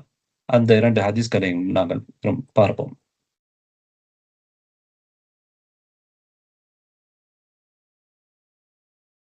அதுவும் புகாரி, முஸ்லிம்லே இடம்பெற்றிருக்கக்கூடிய ஹதீஸ். அப்துல்லா இப்னு ஸைத் இப்னு ஆசிம் அவர்கள் அறிவிக்கக்கூடிய ஹதீஸ். நபி ஸல்லல்லாஹு அலைஹி வஸல்லம் அவர்கள் சொல்கிறார்கள், இன்ன இப்ராஹீம ஹர்ரம மக்கத வதஆ லி அஹ்லிஹா. இப்ராஹிம் அலைஹிஸ்ஸலாம் அவர்கள் மக்காவை ஹரமாக ஆக்கினார்கள், மக்காவாசிகளுக்காக துஆ செய்தார்கள். வ இன்னி ஹர்ரம்துல் மதீனத கமா ஹர்ரம இப்ராஹீமு மக்கா. நான் மதீனாவை ஹரமாக ஆக்குறேன், இப்ராஹிம் அலைஹிஸ்ஸலாம் அவர்கள் மக்காவை ஹரமாக்கியதை போன்று. வ இன்னி தஅவ்து ஃபீ ஸாஇஹா வ முத்திஹா பிமிஸ்லி மா தஆ பிஹி இப்ராஹீமு லி அஹ்லி மக்கா. இப்ராஹிம் அலைஹிஸ்ஸலாம் அவர்கள் மக்காவாசிகளுக்காக துஆ கேட்டதிலே 2 மடங்கு நான் மதீனாவாசிகளுடைய சாயிலும் முத்திலும் துஆ கேட்கிறேன். அதாவது அவர்களுடைய உணவிலே துஆ. சா முத் என்பது உணவை அவர்கள் விற்கக்கூடிய அந்த அளவுகள், முகத்தல் அளவைகள். சா, நாங்கள் இப்போதும் ஜக்காத்துல் ஃபித்ர் கொடுக்கின்ற பொழுது ஒரு சா கொடுப்போம். ஒரு சா என்பது 4 முத்து இருக்கும், 4 கைப்பிடி அளவு. முத்து என்பது ஒரு கைப்பிடி அளவு. எனவே நபி ஸல்லல்லாஹு அலைஹி வஸல்லம் அவர்கள் மதீனாவுக்கு இங்கே துஆ செய்கிறார்கள். அப்துல்லா இப்னு ஸைத் ரலியல்லாஹு அன்ஹு அவர்கள் அறிவிக்கிறார்கள். அதே போன்றுதான் அலி ரலியல்லாஹு அன்ஹு அவர்களும் ஒரு ஹதீஸிலே சொல்கிறார்கள், அல் மதீனத்து ஹரமுன் மா பைன ஐரின் வ தௌர். மதீனா என்பது, நபி அவர்கள் சொல்கிறார்கள், அலி ரலியல்லாஹு அவர்கள் அறிவிக்கிற இந்த ஹதீஸிலே, மதீனா என்பது ஐர் மலைக்கும் சோர் மலைக்கும் இடைப்பட்ட அந்த பகுதி மதீனாவுடைய ஹரமாக இருக்கிறது. ஐருக்கும் சௌருக்கும் இடைப்பட்ட பகுதி ஹரமாக இருக்கிறது. ஃபமன் அஹதத ஃபீஹா ஹததன், யார் அதிலே இல்லாத ஒன்றை, புதிய ஒன்றை உருவாக்குகின்றாரோ, அவ் ஆவா முஹதிதன், அல்லது ஒரு புதிய ஒரு விடயத்தை உருவாக்குகின்றவருக்கு அடைக்கலம் கொடுக்கின்றாரோ, ஃபஅலைஹி லஅனத்துல்லாஹ், அவர் மீது அல்லாஹ்வுடைய சாபமும், வல் மலாயிகத்தி வன்னாசி அஜ்மஈன், மலக்குமார்கள் அனைத்து மனிதர்களுடைய சாபமும் உண்டாகட்டும். லா யுக்பலு மின்ஹு யௌமல் கியாமத்தி ஸர்ஃபுன் வலா அத்லுன், அவரிடத்திலே மறுமை நாளையிலே இந்த ஒரு அமலும் ஏற்றுக்கொள்ளப்பட மாட்டாது என்பதை நபி ஸல்லல்லாஹு அலைஹி வஸல்லம் அவர்கள் இந்த ஹதீஸிலே சொல்கின்றார்கள். அதேபோன்று இன்னும் 2 ஹதீஸ்களை குறிப்பிட்டிருக்கின்றார்கள். அவற்றை நாங்கள் பார்த்து விடுவோம். ஒன்று சஅத் இப்னு அபி வக்காஸ் ரலியல்லாஹு அன்ஹு அவருடைய ஹதீஸ். நபி ஸல்லல்லாஹு அலைஹி வஸல்லம் அவர்கள் சொல்கிறார்கள், இன்னி உஹர்ரிமு மா பைன லாபத்தைல் மதீனா. மதீனாவுடைய 2 லாபாக்களுக்கும் இடையிலே உள்ள பகுதியை நான் ஹரமாக ஆக்குகின்றேன். யுக்தா இதாஹுஹா, அதிலே உள்ள மரங்கள் வெட்டப்படக்கூடாது. யுக்தல சைதுஹா, அங்கே வேட்டையாடப்படக்கூடாது, அல்லது அதிலே வேட்டையாடப்படக்கூடாது. அதே போன்று சஹீஹ் முஸ்லிமிலே வரக்கூடிய இன்னொரு ஹதீஸ் தான் ஜாபிர் ரலியல்லாஹு அன்ஹுடைய ஹதீஸ். அதிலே நபி ஸல்லல்லாஹு அலைஹி வஸல்லம் அவர்கள் என்ன சொல்கிறார்கள், இன்ன இப்ராஹீம ஹர்ரம மக்கா, இப்ராஹிம் அவர்கள் மக்காவை ஹரமாக்கினார்கள். வ இன்னி ஹர்ரம்துல் மதீனா மா பைன லாபத்தைஹா, மதீனாவுடைய 2 லாபாக்களுக்கும் இடையில் உள்ள பகுதி, 2 ஹர்ராக்களுக்கும் இடையில உள்ள பகுதிகளை நான் ஹரமாக்கினேன். லாபா ஹர்ரா என்பது என்னவென்றால், மதீனாவுடைய 2 கிழக்கு மேற்கு இந்த பகுதிகளிலே சிறிய கற்களால் படர்ந்த பகுதிகள் இருக்கின்றன. அந்த பகுதிகள் எரிமலை கற்களை போன்ற கற்களை கொண்ட பகுதிகள், கருப்பு நிறத்தினாலான கற்கள், எரிமலை லாவாவினால் உருவாகின்ற கற்களை போன்ற கற்கள். அவ்வாறு தான் அது உருவாகி இருக்கிறது நீண்ட காலத்துக்கு முன்னால். அந்த பகுதிகளுக்கு இடைப்பட்ட பகுதியிலே லா யுக்தஉ இதாஉஹா வலா யுஸாது ஸைதுஹா, மரங்கள் வெட்டப்படக்கூடாது, வேட்டையாடப்படக்கூடாது என்று நபி ஸல்லல்லாஹு அலைஹி வஸல்லம் அவர்கள் அந்த ஹதீஸிலே சொல்லி காட்டுகிறார்கள். இங்கே இந்த ஹதீஸ்களில் இருந்து பெறப்படுகின்ற பயன்களையும் தௌதீஹுல் அஹ்காம் என்கின்ற அதே நூலிலிருந்து இந்த நூலாசிரியர் எடுத்து எழுதியிருக்கிறார். அதிலே ஒன்று என்னவென்றால், அல்லாஹு தஆலா இப்ராஹிம் அலைஹிஸ்ஸலாம் அவர்கள், நபி இப்ராஹிம் அலைஹிஸ்ஸலாம் அவர்கள் மக்காவை ஹரமாக மாற்றினார்கள். அவ்வாறு நபி ஸல்லல்லாஹு அலைஹி வஸல்லம் அவர்களும் மதீனாவை ஹரமாக ஆக்குகின்றார்கள். ஒரு ஹதீஸிலே வந்திருக்கிறது, புகாரி முஸ்லிம் வரக்கூடிய ஹதீஸ்ல, இன்ன ஹாதல் பலத மக்கா, இந்த ஊர் மக்கா, ஹர்ரமஹுல்லாஹு யௌம ஹலக்கஸ் ஸமாவாதி வல் அர்த், அல்லாஹு தஆலா வானங்களையும் பூமியையும் படைத்த நாளிலிருந்தே அதனை ஹரமாக ஆக்கியிருக்கிறான் என்று நபி ஸல்லல்லாஹு அலைஹி வஸல்லம் அவர்கள் சொல்லியிருக்கிறார்கள். எனவே அடிப்படையிலே மக்காவை ஹரமாக ஆக்கியது யாரென்றால் அல்லாஹு தஆலா, மதீனாவை ஹரமாக ஆக்கியது யாரென்றால் அல்லாஹு தஆலா. ஆனால் அதனை எத்தி வைக்கக்கூடியவர்கள் அல்லாஹ்வுடைய நபிமார்கள். இப்ராஹிம் அலைஹிஸ்ஸலாம் அவர்கள் ஊடாக மக்காவுடைய ஹரம் விஷயத்தை அல்லாஹு தஆலா எத்தி வைத்திருக்கிறான். இப்ராஹிம் அலைஹிஸ்ஸலாம் அவர்கள் அதனை மக்களுக்கு என்ன செய்கிறார்கள், அது ஹரம் என்பதை எத்தி வைக்கின்றார்கள். அதே போன்றுதான் நபி ஸல்லல்லாஹு அலைஹி வஸல்லம் அவர்கள் மதீனா ஹரம் என்பதை நபி அவர்கள் அதனை எத்தி வைக்கின்றார்கள். அதுதான் இங்கே நாடப்படுவது. இப்படி அல்லாமல் ஒரு நபி அவர் நினைத்ததை மார்க்கத்தில் என்ன செய்ய முடியாது, உருவாக்க முடியாது. அல்லாஹ்வுடைய கட்டளைப்படிதான் அதனை அவர்கள் செய்கின்றார்கள். அதற்கு அதை உறுதி செய்வதன் விதமாகத்தான் நபி அவர்களுடைய இப்போது நாம் சொன்ன அந்த ஹதீத் இருக்கிறது. அல்லாஹ் தஆலா வானங்களையும் பூமியையும் படைத்த நாளிலே மக்காவை ஹரமாக்கி இருக்கின்றான் என்பது. அடுத்ததாக இந்த ஹதீஸ்களிலிருந்து பெறப்படக்கூடிய இன்னொரு ஃபாயிதா என்னவென்றால், மதீனா 2 அதாவது மக்கா, மதீனா 2 நகரங்களுமே ஹரமாக இருக்கிறது என்பதனுடைய அர்த்தம் என்னவென்றால், 2 நகரங்களுமே அச்சம் தீரப்படக்கூடிய, அதாவது அபயமளிக்கப்பட்ட நகரங்களாக இருக்கின்றன. அதிலே மரங்கள், அந்த ஹரம் எல்லைக்குள்ளே மரங்கள் வெட்டப்படக்கூடாது, வேட்டையாடப்படக்கூடாது, வேட்டை பிராணிகள் துரத்தப்படக்கூடாது என்ற சட்டங்கள் அங்கே இருக்கின்றது. இப்ராஹிம் அலைஹிஸ்ஸலாம் அவர்கள் மக்காவாசிகளுக்காக பரக்கா வேண்டி துஆ கேட்டார்கள் அல்லாஹ்விடத்திலே. அவர்களுக்கு விசாலமான வாழ்வாதாரம் கிடைக்க வேண்டும் என்று கேட்டார்கள். அதனை அல்லாஹ் தஆலா குர்ஆனிலும் குறிப்பிட்டிருக்கின்றான். வ இத் கால இப்ராஹீமு ரப்பி ஜஅல் ஹாதல் பலத ஆமினன் என்று அல்லாஹ் தஆலா ஆரம்பிக்கின்றான். அதிலே இப்ராஹிம் அலைஹிஸ்ஸலாம் அவர்கள் மக்காவுக்கு துஆ கேட்டிருக்கிறார்கள். நபி ஸல்லல்லாஹு அலைஹி வஸல்லம் அவர்கள் மதீனாவுக்கு பரக்கா வேண்டி, விசாலமான ரிஸ்க் வேண்டி துஆ கேட்டிருக்கின்றார்கள். இப்ராஹிம் அலைஹிஸ்ஸலாம் அவர்கள் மக்காவுக்கு கேட்டதை விட அதிலே 2 மடங்கை மதீனாவுக்கு நபி ஸல்லல்லாஹு அலைஹி வஸல்லம் அவர்கள் கேட்டிருக்கிறார்கள். அடுத்ததாக மதீனாவுடைய ஹரம் எல்லைகளை பொறுத்தவரையிலே மதீனாவுடைய தெற்கிலே உஹது மலை இருக்கிறது. இந்த உஹது மலைக்கு பக்கத்திலே இருப்பதுதான் உஹது மலைக்கு பக்கத்தில் இருப்பதுதான் சௌர் என்கின்ற மலை. அதாவது மதீனாவுடைய வடக்கிலே, மதீனாவுடைய தெற்கிலே மீகாத் துல்ஹுலைஃபா இருக்கிறது. அந்த துல்ஹுலைஃபாவுக்கு பக்கத்திலே ஒரு மலை இருக்கிறது. அந்த மலை தான் ஐர் மலை. எனவே அந்த ஐர் மலைக்கும் உஹது மலைக்கு பக்கத்தில் இருக்கக்கூடிய சோர் மலைக்கும் இடைப்பட்ட பகுதி தான் அது தெற்குக்கும் வடக்குக்கும் இடைப்பட்ட அந்த ஹரம் எல்லையாக இருக்கிறது. ஆனால் நாங்கள் ஏற்கனவே சொன்னது போன்று மேற்குக்கும் கிழக்குக்கும் இடையிலே உள்ள ஹரம் எல்லை ஹர்ரா ஷர்கியா, ஹர்ரா கர்பியா, ஹர்ரத்து வாக்கிம், ஹர்ரத்து வபர் என்றும் சொல்வார்கள். அந்த பூகம்பத்தினால், அதாவது ஏற்படக்கூடிய சிறு கற்களை கொண்ட கருப்பு நிற கற்களை கொண்ட அந்த பிரதேசம், அந்த 2 பிரதேசங்களுக்கும் இடைப்பட்ட பகுதி. அபூ ஹுரைரா ரலியல்லாஹு அன்ஹுடைய ஹதீஸில் புகாரி, முஸ்லிமிலே இருக்கிறது. ஹர்ரம ரசூலுல்லாஹி ஸல்லல்லாஹு அலைஹி வஸல்லம் மா பைன லாபத்தைல் மதீனா. மதீனாவுடைய 2 லாபாக்களுக்கும் இடைப்பட்ட பகுதி நபி அவர்கள், அல்லாஹ்வுடைய தூதர் அவர்கள் ஹரமாக்கி இருக்கிறார்கள். வஜஅல 12 மைலன் ஹிமன் 12 மைல்களை பாதுகாப்பு எல்லையாக, பாதுகாப்பு அரணாக நபி ஸல்லல்லாஹு அலைஹி வஸல்லம் அவர்கள் ஆக்கியிருக்கிறார்கள். பெரும்பாலான உலமாக்கள் மதீனா உடைய அந்த ஹரம் பகுதியை, ஹரம் இந்த ஹதீஸ்களை அடிப்படையாக வைத்து சொல்லியிருக்கிறார்கள். அதனால் பெரிய இமாம்களான மாலிக், ஷாஃபி, அஹ்மத் போன்றவர்களும் அந்த கருத்திலே தான் இருக்கிறார்கள். ஆனால் அபூ ஹனீஃபா இமாம் ரஹிமஹுல்லாஹ் அவர்களுடைய கருத்திலே மதீனாவிலே வேட்டையாடுவதும், மரங்களை வெட்டுவதும் தடை செய்யப்பட்டதில்லை என்ற கருத்தை அவர்கள் சொல்கிறார்கள். ஆனால் அவர்களுடைய கருத்து பிழையானது என்ற ஹதீஸ்களிலே தெளிவாக அது வந்திருக்கிறது. மரம் வேட்டையாடப்படக்கூடாது, மரங்கள் வெட்டப்படக்கூடாது. ஜாபிர் ரலியல்லாஹு அன்ஹு அவர்களுடைய ஒரு ஹதீஸ் இருக்கிற சஹீஹ் முஸ்லிம்லே நாங்கள் ஏற்கனவே பார்த்தோம். அதனை நூலாசிரியர் இங்கே குறிப்பிடுகின்றார். அதே போன்ற அபூ சயீத் அல் குத்ரி ரலியல்லாஹு அன்ஹு அவர்களுடைய ஹதீஸும் இருக்கிறது. வலா யுஹ்பது ஃபீஹா ஷஜருன் இல்லா லிஅலஃபின். கால்நடைகளுக்கு தீனிக்காகவே அன்றி அதிலே உள்ள மரங்கள் வெட்டப்படக்கூடாது. மதீனாவுடைய மரங்கள் வெட்டப்படக்கூடாது என்று அபூ சயீத் அல் குத்ரி ரலியல்லாஹு அன்ஹு அவர்கள் அறிவிக்கக்கூடிய ஒரு ஹதீஸ் முஸ்லிம்லே இருக்கிறது, சஹீஹ் முஸ்லிம்லே இருக்கிறது. எனவே நபி ஸல்லல்லாஹு அலைஹி வஸல்லம் அவர்கள் மதீனாவை ஹரமாக்கி இருக்கிறார்கள், அதை கண்ணியப்படுத்துவதற்காக. ஆனால் மக்காவுக்கு இருக்கக்கூடிய எல்லா சட்டமும் மதீனாவுடைய ஹரமுக்கு இருக்கிறதான்னு கேட்டால் அவ்வாறு இல்லை, அவ்வாறு இல்லை. அடுத்ததாக சில ஃபாயிதாக்களை இங்கே பஸ்ஸாம் ரஹிமஹுல்லாஹ் அவர்கள் குறிப்பிடுகின்றார்கள். மக்காவிலே இப்ராஹிம் அலைஹிஸ்ஸலாம் அவர்களுடைய ஆசார்கள், அவர்கள் விட்டு சென்ற விடயங்கள், அடையாளங்கள் நிறைய இருக்கின்றன. முதலாவதாக மக்காவை உருவாக்கியவர்கள், அதிலே முதலாவது வசித்தவர்கள் அவர்கள். எந்த வகையிலே? அவர்களுடைய மகன் இஸ்மாயில், அதே போன்று மனைவி ஹாஜர் அவர்களையும் அங்கே அவர்கள் விட்டு சென்றார்கள். அந்த வகையிலே அவர்தான் முதலாவதாக அங்கே மக்காவை உருவாக்கியவர். இரண்டாவதாக மக்காவாசிகளுக்கு விசாலமான ரிஸ்க், வாழ்வாதாரம் வேண்டி அவர்கள் துஆ கேட்டிருக்கிறார்கள்.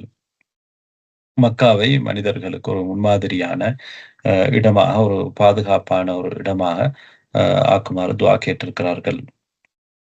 அதே போன்று மக்காவுடைய அந்த ஹரம், அது ஹரம் என்பதை அவர்கள் தான் அல்லாஹ்வுடைய கட்டளைப்படி அறிவித்திருக்கிறார்கள். அதனுடைய கண்ணியத்தை பிரகடனப்படுத்தியவர்கள். அதே போன்று இப்ராஹிம் அலைஹிஸ்ஸலாம் அவர்கள் தான் அந்த மக்காவில் இருக்கக்கூடிய ஹரம், அல் பைத்துல் ஹராம், கஅபா ஆலயத்தை கட்டியவர்கள், அதற்குரிய அடித்தளத்தை இட்டவர்கள். அவர்களுடைய மகன் இஸ்மாயில் அலைஹிஸ்ஸலாம் அவர்களுக்கு உதவி செய்தார்கள். அடுத்ததாக அவர்கள் தான் மக்களை ஹஜ் செய்வதற்காக மக்காவுக்கு அழைப்பு விடுத்தவர்கள். அதே போன்று இப்ராஹிம் அலைஹிஸ்ஸலாம் அவர்கள் தான் ஹஜ்ஜுடைய கிரிகைகளை நிலைநாட்டியவர்கள். எனவே ஹஜ், இப்போது அந்த ஹஜ்ஜுடைய அடையாளங்கள் மினா, முஸ்தலிஃபா, இந்த விடயங்கள் எல்லாம் இப்ராஹிம் அலைஹிஸ்ஸலாம் அவர்கள் தான் அதனை அடையாளப்படுத்தி விட்டு சென்றார்கள். இப்ராஹிம் அலைஹிஸ்ஸலாமுடைய தியாகங்கள் அங்கே எங்களுக்கு தெரியும். அவருடைய குடும்பத்துடைய தியாகங்கள் எல்லாம் அங்கே ஞாபகப்படுத்தப்படுகிறது. அதே போன்று 7வதாக இப்ராஹிம் அலைஹிஸ்ஸலாம் அவர்கள் மக்காவிலே தௌஹீதை பிரகடனப்படுத்தினார்கள். அல்லாஹ் மாத்திரம்தான் வணங்கப்பட வேண்டும் என்பதை அவர்கள் பிரகடனப்படுத்தியவர்கள். அதே போன்று ஜிப்ரீல் அலைஹிஸ்ஸலாம் அவர்கள் கற்றுக் கொடுத்ததன் மூலமாக ஹரம் எல்லைகளை இப்ராஹிம் அலைஹிஸ்ஸலாம் அவர்கள் தான் முதலாக வகுத்திருக்கின்றார்கள். அன்பார்ந்த சகோதரர்களே, இவ்வளவுதான் இந்த நூலிலே ஹஜ்ஜுடைய சம்பந்தப்பட்ட பாடமாக இருக்கிறது. இதனோடு இந்த நூல் முடிவடைகிறது. முக்கியமாக ஹஜ்ஜை பொறுத்தவரையிலே, ஹஜ் என்பது அல்லாஹு தஆலாவுடைய தௌஹீதை நிலைநாட்டுகின்ற ஒரு இடமாக இருக்கிறது. அல்லாஹு தஆலாவுடைய தௌஹீதை உறுதி செய்கின்ற, பிரகடனப்படுத்துகின்ற ஒரு இடமாக ஹஜ் வணக்கம் இருக்கிறது. ஹஜ்ஜில இருக்கக்கூடிய ஒவ்வொரு வணக்கத்திலும் அல்லாஹு தஆலாவை திக்ர் செய்வது, அல்லாஹு தஆலாவுக்கு இணை இல்லை என்று சொல்வது, அல்லாஹு தஆலாவை நாங்கள் வணங்குவது, நாங்கள் அல்லாஹுடைய அடிமை என்கின்ற விடயத்தை தான் நாங்கள் அங்கே சொல்ல வருகிறோம். தௌஹீதுக்கான ஒரு முக்கியமான இபாதாவாக அந்த இபாதா இருக்கிறது. அது நாம் அகீதாவிலே பேசுகின்ற ஒரு முக்கியமான ஒரு விடயம். என்றாலும் இங்கே நாங்கள் இப்போது படித்த விடயங்களை திரும்பவும் ஒரு முறை மீட்டி பார்க்கலாம். சில இங்கே புத்தகத்தில குறிப்பிடப்படாத ஒரு சில விஷயங்களையும் நாங்கள் அதனோடு இணைத்துக் கொள்ளலாம் என்று நினைக்கிறேன். இந்த பாடத்திலே ஹஜ் சம்பந்தமான பாடத்திலே நாங்கள் என்னென்ன விடயங்களை முக்கியமாக படித்தோம் என்றால், உம்ரா உம்ராவுடைய வரைவிலக்கணம் பார்த்தோம். உம்ராவுடைய சட்டம் என்ன? அதை வாஜிபா, முஸ்தஹப்பா என்பதை பற்றி பார்த்தோம். உம்ராவுடைய அர்கான்கள் என்ன என்பதை பார்த்தோம். இஹ்ராம் செய்வது, தவாஃப், சயீ தான் உம்ராவுடைய அர்கான்கள். அங்கே முடியை மடிப்பது அல்லது குறைப்பது வாஜிப். அதேபோன்று மீகாத் எல்லைகளை பார்த்தோம். மீகாத் 2 வகையான மீகாத்துகளை அறிஞர்கள் சொல்வார். ஒன்று மீகாத் ஜமானிய கால மீகாத். ஹஜ் செய்வதற்கென்று ஒரு காலம் இருக்கிறது. ஹஜ்ஜுடைய காலம். உம்ராவுக்கு எல்லா காலத்திலும் உம்ரா செய்யலாம். அஷ்ஹுருல் ஹஜ் ஹஜ்ஜுடைய மாதங்கள். ஹஜ்ஜுடைய மாதங்கள் ஷவ்வால், துல்காதா, துல்ஹிஜ்ஜா என்பதை பார்த்தோம். அதேபோன்று மீகாத் மக்கானியா என்பது நாங்கள் ஹஜ் மக்காவுக்குள் வருவதற்கு முன்னால் அந்த எல்லையிலே அந்த மீகாத்தில இருந்து தான் நாங்கள் என்ன செய்ய வேண்டும்? இஹ்ராமை செய்து கொண்டு வர வேண்டும். அல்லது அதற்கு நேரான ஒரு இடத்திலே செய்து கொண்டு வர வேண்டும். அதற்கு நபி அவர்கள் அறிமுகப்படுத்திய இடங்கள் துல்ஹுலைஃபா, ஜுஹ்ஃபா, கர்னுல் மனாசிர், யலம்லம். உமர் ரலியல்லாஹு அன்ஹு அவர்கள் தாத் இர்கை அதுக்கு நேரான இடமாக கண்டார்கள். இது சம்பந்தமாக நாங்கள் ஏற்கனவே பார்த்துவிட்டோம். அதேபோன்று நாங்கள் ஹஜ்ஜுடைய வரைவிலக்கணம் என்ன? ஹஜ்ஜுடைய சிறப்பு என்ன? ஹஜ்ஜுக்குரிய சட்டம் என்ன என்பதை பார்த்தோம். ஹஜ் ஒவ்வொரு வருடமும் நாம் செய்ய வேண்டுமா அல்லது வாழ்க்கையில ஒரு முறை செய்ய வேண்டுமா என்பதை பற்றி பார்த்தோம். அடுத்ததாக ஹஜ்ஜுடைய நிபந்தனைகள், ஷுரூத். ஹஜ் செய்வதற்கான நிபந்தனைகள் என்ன என்ற 5 நிபந்தனைகளை நாங்கள் ஏற்கனவே பார்த்தோம். ஒரு முஸ்லிமா இருக்க வேண்டும், புத்தி சுயாதீனம் உள்ளவராக இருக்க வேண்டும், அக்கல் புலூக் பருவ வயதை அடைந்தவராக இருக்க வேண்டும், சுதந்திரமான ஒருவராக இருக்க வேண்டும், அவரால் ஹஜ் செய்வதற்கு முடியுமான இஸ்திதா இருக்க வேண்டும். ஹுர்ரியா, இஸ்திதா. அடுத்ததாக ஹஜ்ஜுடைய ருக்குன்கள், அதாவது ஹஜ்ஜுடைய பிரதான பகுதிகள். அதை ஒருவர் செய்யாவிட்டால் அவருடைய அவர் ஹஜ் செய்ததாக கருதப்பட மாட்டார். முதலாவது இஹ்ராம். அடுத்ததாக அரஃபாவிலே தரிப்பது. மூன்றாவதாக தவாஃபுல் இஃபாதா, ஹஜ்ஜுடைய தவாஃப். நான்காவதாக ஹஜ்ஜுடைய சை. இந்த 4ம் ஹஜ்ஜுடைய அர்கான்கள். இது ஒன்றாவது ஹஜ்ஜிலே செய்யப்படவில்லை என்றால் அவர் ஹஜ் செய்தவராக கருதப்பட மாட்டார். அடுத்ததாக அன்பார்ந்த சகோதரர்களே, வாஜிபாத்துல் ஹஜ், ஹஜ்ஜுடைய வாஜிபுகள். அதிலே முதலாவதாக மீகாத்திலிருந்து இஹ்ராம் செய்தல். எனக்கு தெரியும், இஹ்ராம் செய்வது ஹஜ்ஜுடைய ருக்குன். ஆனால் அதை மீகாத்தில இருந்து செய்வது வாஜிப். கட்டாயமாக மீகாத்திலிருந்து தான் அதனை செய்ய வேண்டும். அதே போன்று மீகாத்திலிருந்து ஒருவர் செய்யாமல் மீகாத்தை தாண்டி செய்தால் அவருடைய ஹஜ் நிறைவேறும். ஆனால் அவர் அதை செய்ததற்காக பாவியாவார். பெரும்பாலான அறிஞர்கள் ஒரு வாஜிபை விட்டால், அவர் மறதியாகவோ அல்லது வேண்டுமென்றோ விட்டால், அதற்கு அவர் ஒரு தம் கொடுத்து அதனை நிவர்த்தி செய்ய வேண்டும். அவருடைய ஹஜ் சிஹாவாகும் என்று, அப்போதுதான் சிஹாவாகும் என்று சொல்லியிருக்கிறார்கள், செல்லுபடியாகும். சில அறிஞர்கள் சில வாஜிபுகளை விட்டால் தம் கொடுப்பதிலே தெளிவான ஆதாரம் இல்லை என்று சொல்வார்கள். ஆனாலும் பெரும்பாலான அறிஞர்கள் என்ன கருதுகிறார்கள்? இப்னு அப்பாஸ் ரலியல்லாஹு அன்ஹு ஒரு கூற்று இருக்கிறது, மன் தரக நுசுகன் ஃபஅலைஹி தம். யார் ஒரு நுசுக்கை விடுகிறாரோ அவருக்கு தம் கொடுப்பது அவர் மீது கட்டாயம். இன்னொரு வார்த்தையிலே அவர்களை தொட்டு வந்திருக்கக்கூடிய ஒரு செய்தியிலே, மன் நசிய மின் நுசுகிஹி ஷைஅன். யார் தன்னுடைய அந்த வணக்கத்தில் இருந்து ருசுக்கில் இருந்து ஏதாவது ஒன்றை மறக்கின்றாரோ, தரக்கஹு அல்லது விட்டு விடுகின்றாரோ, ஃபல் யுஹ்ரிக் தமன். அவர் ஒரு தம் கொடுக்கட்டும். ஒரு தம் என்பது ஒரு ஆட்டை அறுத்து கொடுப்பது, ஒரு அறுத்து பலியிடுவதைத்தான் தம் என்று சொல்வோம். சரி, வாஜிபாத்துல் ஹஜ்ஜிலே மீகாத்திலிருந்து இஹ்ராம் செய்வது முதலாவது. அடுத்ததாக முஸ்தலிஃபாவிலே 10வது நாள் இரவு தங்குவது ஹஜ்ஜுடைய வாஜிபுகளிலே ஒன்று. கட்டாயம் தங்க வேண்டும். சிலர் இதற்கு முன்னால் அரஃபாவிலே பகல் நேரத்திலே வரக்கூடியவர் மகரிபாகும் வரையிலே இருக்க வேண்டும், அதுவும் வாஜிப் என்று சொல்லி இருக்கிறார்கள். அது மகரிபுக்கு முன்னால் அரஃபாவில் இருந்து ஒருவர் வெளியேறினால் ஒரு வாஜிபை விட்டவராகுவார், அவர் தம் கொடுக்க வேண்டும் என்ற ஒரு கருத்தும் சொல்லப்பட்டிருக்கிறது. என்றாலும் உர்வத் இப்னு முதர்ரிஸ் ரலியல்லாஹு அன்ஹு அவர்களுடைய ஹதீஸ் நாம் ஏற்கனவே பார்த்திருக்கிறோம்.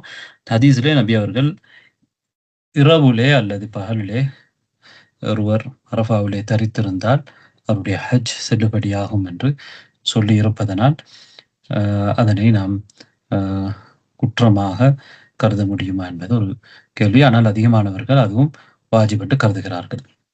அடுத்ததாக 3வது மினாவுலே ஐயாமு தஷ்ரீக்குடைய இரவுகளிலே, அதாவது 11, 12 அந்த இரவுகளிலே இரவு தரிப்பது 13ம் அடங்கும் தாமதித்து செல்பவருக்கு நான். 4வது ஜம்ராக்களுக்கு கல் எறிவது. 10வது நாள் ஜம்ரத்துல் அகபாவுக்கு கல் எறிவது மட்டுமல்லாமல் ஐயாமு தஷ்ரீக்குடைய நாட்களிலே 3 ஜம்ராக்களுக்கும் தொடர்ச்சியாக முதலாவதுக்கு சுகரா சிறியதுக்கு, அதற்கு பிறகு நடுவில் இருப்பதற்கு அதற்கு அடுத்ததாக இருக்கக்கூடிய அந்த ஓடருக்கு கல்லறிவது வாஜிப்.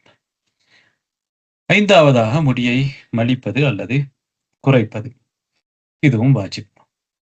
6வதாக தவாஃபுல் வதா, மாதவிடாய் உள்ள பெண்களுக்கு, அதேபோன்று குழந்தை பெற்றெடுத்த பெண்கள் இருந்தால், அவர்கள் இரத்தப்போக்குள்ளவர்களாக இருந்தால் அவர்களுக்கும் தவாஃபுல் வதா கட்டாயம் அல்ல. மற்றவர்களுக்கு அது கட்டாயமாக செய்யப்பட வேண்டிய ஒரு தவாஃப். சம்பந்தமாக நாங்கள் விரிவாக இந்த விடயங்களை பார்த்திருக்க போது நாம் சுருக்கமாக பார்க்கின்றோம். அடுத்ததாக இப்போது நாங்கள் ஹஜ்ஜுடைய ஷர்த்துகள், அர்கான்கள், வாஜிபாத்துகள் பார்த்தோம். அடுத்ததாக சுனன், ஹஜ்ஜிலே செய்ய வேண்டிய சுனத்தான விடயங்கள். ஒன்று, இஹ்ராமுக்காக வேண்டி குளித்துக் கொள்வதும் மனம் பூசிக்கொள்வது இஹ்ராமுக்கு முன்னால். அதே போன்று 2 வெள்ளை நிறமான ஆடைகளை அணிந்து கொள்வது. எங்கே மனம் பூச வேண்டும், எங்கே பூசக்கூடாது, எப்போது பூச என்பதை நாங்கள் ஏற்கனவே பார்த்துவிட்டோம். அடுத்ததாக நகங்களை வெட்டி கொள்வது, அக்குள் முடி, கீழ்முடிகள், மீசைகள் போன்றவற்றை அகற்றிக் கொள்வது, தேவையான முடிகளை அகற்றிக்கொண்டு அழுக்குகளை நீக்கிக் கொள்வது, இதுவும் சுன்னத்தான ஒரு விடயம். அடுத்ததாக தவாஃபுல் குதூம், இஃப்ராத் முறையிலே கிரான் முறையில ஹஜ் செய்யக்கூடியவர்கள், அவர்களுக்கு தவாஃபுல் குதூம் என்பது சுன்னாவாக இருக்கிறது. எங்களுக்கு தெரியும் தமத்து முறையிலே வரக்கூடியவர், அவர் உம்ராவுக்குரிய அந்த தவாஃபை தான் அவர் செய்வார். அந்த தவாஃப் அவருக்கு கட்டாயம். அடுத்ததாக தவாஃபுடைய முதல் 3 சொட்டுக்களிலே ரமல் செய்வது, விரைவாக செல்வது, தவாஃபுல் குதூமிலே அது இருக்கிறது. ஆரம்ப தவாஃபிலே, அதாவது உம்ரா செய்வதற்கும் அது இருக்கிறது. அதே போன்றுதான் ஹஜ்ஜுடைய சுன்னாக்களிலே உள்ள ஒரு விடயம் இத்திபா, தவாஃபுல் குதூமிலே இத்திபா என்பதும் இருக்கிறது. அதாவது வலது தோல்புச்சத்தை திறந்து ஆடை அணிவது. அடுத்ததாக சுன்னாக்களிலே ஒன்றுதான் அரஃபாவுடைய அந்த இரவுலே, அதாவது 9வது நாள் இரவுலே மினாவிலே தரிப்பது. 8வது நாள் மினாவுக்கு சென்று 8வது நாள் அங்கே இரவுலே மினாவிலே தரிப்பது, அடுத்த நாள் காலையிலே அரஃபாவுக்கு போவதுன்னு எங்களுக்கு தெரியும். அங்கே அந்த மினாவிலே தங்குகின்ற இரவுலே தங்குகின்ற அது விரும்பத்தக்க ஒன்று, வலியுறுத்தப்பட்ட சுன்னாத். அது வாஜிப் அல்ல. ஒருவர் நேரடியாக கூட என்ன செய்யலாம், அரஃபாவுக்கு போக முடியும். மினாவுக்கு போகாமல் முதல் 8வது நாள் மினாவுக்கு போகாமல் அரஃபாவுக்கு 9வது நாள் போக முடியும். அவருடைய ஹஜ்ஜுக்கு அது பாதிப்பை ஏற்படுத்தாது. அது சுன்னா. அடுத்ததாக தல்பியா சொல்வது. இஹ்ராமை ஆரம்பித்ததிலிருந்து ஹஜ்ஜிலே ஜம்ராக்களுக்கு 10வது நாள் கல்லெறிகின்ற அந்த வரையிலே அவர்கள் தல்பியா சொல்வது, ஜம்ரத்துல் அகபாவை கல்லெறிகின்ற வரையிலே தல்பியா சொல்வது சுன்னத்தாக இருக்கிறது. அடுத்ததாக மகரிபுக்கும் இஷாவுக்கும் இடையிலே சேர்த்து தொழுவது, மகரிபையும் இஷாவையும் சேர்த்து தொழுவது, இஷாவை சுருக்கி தொழுவது, முஸ்தலிஃபாவிலே பிற்படுத்தி அரஃபாவிலிருந்து வந்ததற்கு பிறகு இவ்வாறு செய்வது, இது சுன்னா. அடுத்ததாக முஸ்தலிஃபாவிலே மஷாருல் ஹராம், மஷாருல் ஹராம் என்பது முழு முஸ்தலிஃபாவுக்கும் சொல்லப்படுவதை போன்று, முஸ்தலிஃபாவிலே நபி அவர்கள் தங்கியிருந்த அந்த இடம் இப்போது முஸ்தலிஃபாவில் இருக்கக்கூடிய பள்ளிவாசல் இருக்கின்ற இடத்துக்கும் சொல்லப்படுகிறது. அந்த இடத்திலே தங்கி இருப்பது, அந்த இடத்திலே நிற்பது, அதாவது ஃபஜ்ர் தொழுகைக்கு பிறகு சூரியன் உதயமாகுவதற்கு சற்று முன்னாள் வரையிலே முடியுமானால் அந்த இடத்திலே இருப்பது சுன்னத்தாக இருக்கிறது. இல்லை என்றால் முஸ்தலிஃபாவிலே எந்த இடத்திலும் இருக்கலாம். அடுத்ததாக நாங்கள் முக்கியமாக பார்த்த ஒரு விடயம்தான் இஹ்ராமுடைய தடை செய்யப்பட்ட விடயங்கள். இஹ்ராமிலே தடை செய்யப்பட்ட விடயங்கள். இங்கே 9 விடயங்களை நாங்கள் பார்க்கலாம். ஒன்று, முக்கியமாக ஆடைகளை தைக்கப்பட்ட ஆடை என்று சொல்வது உடல் அளவுக்கு உருவாக்கப்பட்ட ஆடை அல்லது உடலிலே இருக்கக்கூடிய ஒரு உறுப்பின் அளவுக்கு உறுப்புகளின் அளவுக்கு உருவாக்கப்பட்ட ஆடைகளை ஆண்கள் அணிவது தடை செய்யப்பட்டிருக்கிறது. பெண்களை பொறுத்தவரை அவர்கள் விரும்பிய ஆடைகளை அணியலாம்.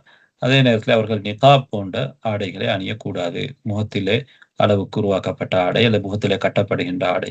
அதேபோன்று அவர்கள் குஃபாஸ் கையுறைகளை அணியக்கூடாது. அல்லாமல் அவர்கள் விரும்பிய ஆடைகளை அணியலாம். 2வது தடை செய்யப்பட்ட விடயம், வாசனை திரவியங்களை உடலிலும் பயன்படுத்தக்கூடாது, ஆடையிலும் பயன்படுத்தக்கூடாது இஹ்ராமுக்கு பிறகு. அதனை நுகர்வதும் தவிர்க்கப்பட வேண்டும். அதனை நுகர்வதும் வேண்டுமென்றே அதனை நுகரக்கூடாது. நாங்கள் போகின்ற வழியிலே எங்களுக்கு அதனுடைய வாசனை கிடைக்கின்ற பொழுது அது வேறு.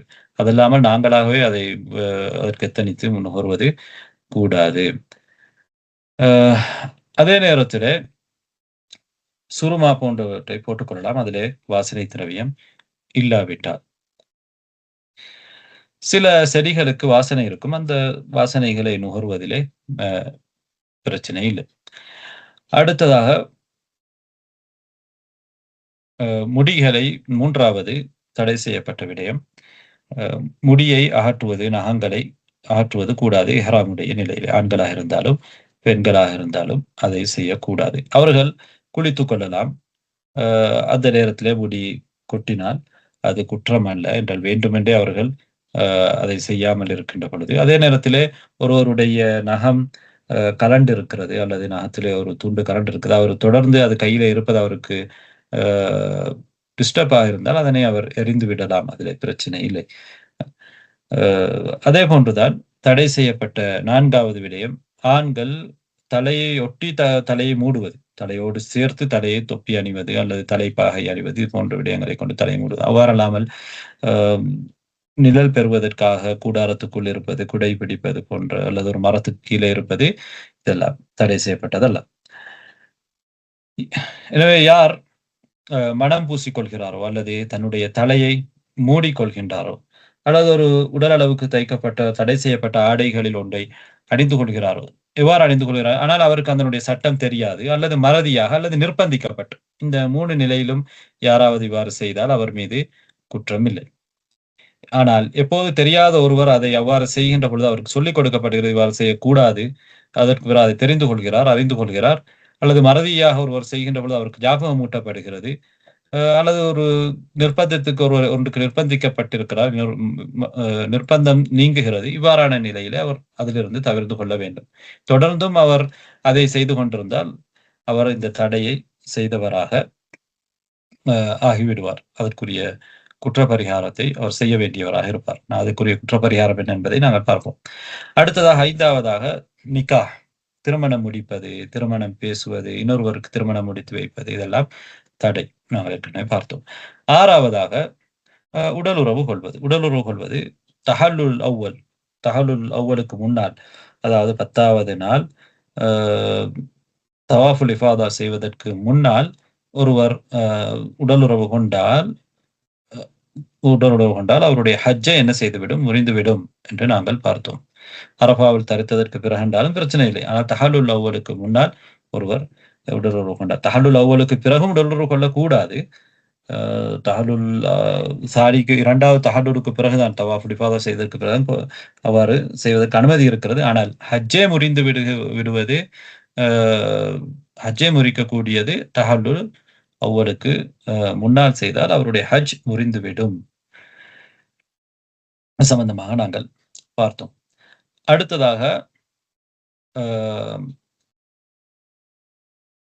உடலுறவுக்கு முன்னால் உள்ள விடயங்கள் அவையும் தடுக்கப்பட்ட விடயங்களே இருக்கிறது. அதனால அது ஹஜ்ஜை முறித்து விட மாட்டாது. முத்தமிடுவது, தொடுவது, எச்சியோடு பார்ப்பது, இதெல்லாம் தடை செய்யப்பட்டிருக்கிறது ஹஜ்ஜிலே. இது தடை செய்யப்பட்ட விடயங்கள் தான்.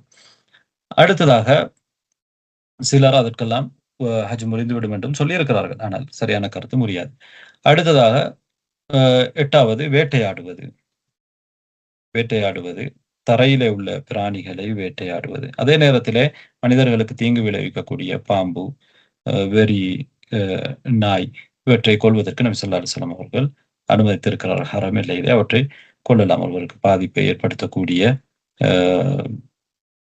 விஷஜந்துக்கள் இவற்றை கொள்வதற்கு அனுமதி இருக்கிறது. வேட்டையாடுவது மட்டுமல்ல, வேட்டையாடுவதற்கு இன்னொருவருக்கு ஒத்துழைக்கவும் கூடாது. செய்கினை மூலமாக கூட ஒத்துழைக்க கூடாது. அவருக்காக தனக்காக ஒரு இஹ்ராமில் இருக்கக்கூடிய ஒருவருக்காக வேட்டையாடப்பட்டதை அவர் சாப்பிடக்கூடாது. அல்ல அவருக்காக வேட்டையாடப்படவில்லை. யாரோ வேட்டையாடி இருக்கிறார்கள். அந்த உணவு அவருக்கு கிடைக்கிறது என்றால் அதை சாப்பிடலாம் என்றெல்லாம் பார்த்தோம். 9வதாக இது பொதுவானது. இஹ்ராமில் இருப்பவருக்கும் தான், இஹ்ராமில் இல்லாமல் இருப்பவருக்கும் தான் ஹரம் எல்லைக்குள்ளே இருக்கக்கூடிய மரங்களை வெட்டக்கூடாது. ஆனால் சில நேரங்களில் சில மரங்கள் சிலருக்கு நோவினை தரக்கூடிய விதத்திலே பாதையில இருந்தால் அதனை அகற்றலாம். அது பிரச்சனை அல்ல. அதே போன்று இதுஹிர் என்கின்ற ஒரு மரம் மட்டும் விதிவிலக்கு செய்யப்பட்டிருக்கிறது. அதே போன்று மனிதர்கள் உற்பத்தி செய்கின்ற, மனிதர்கள் முளைக்க வைக்கின்ற, விவசாயம் செய்கின்றதை அவர்கள் அறுவடை செய்யலாம். அதனை அவர்கள் வெட்டி எடுக்கலாம்.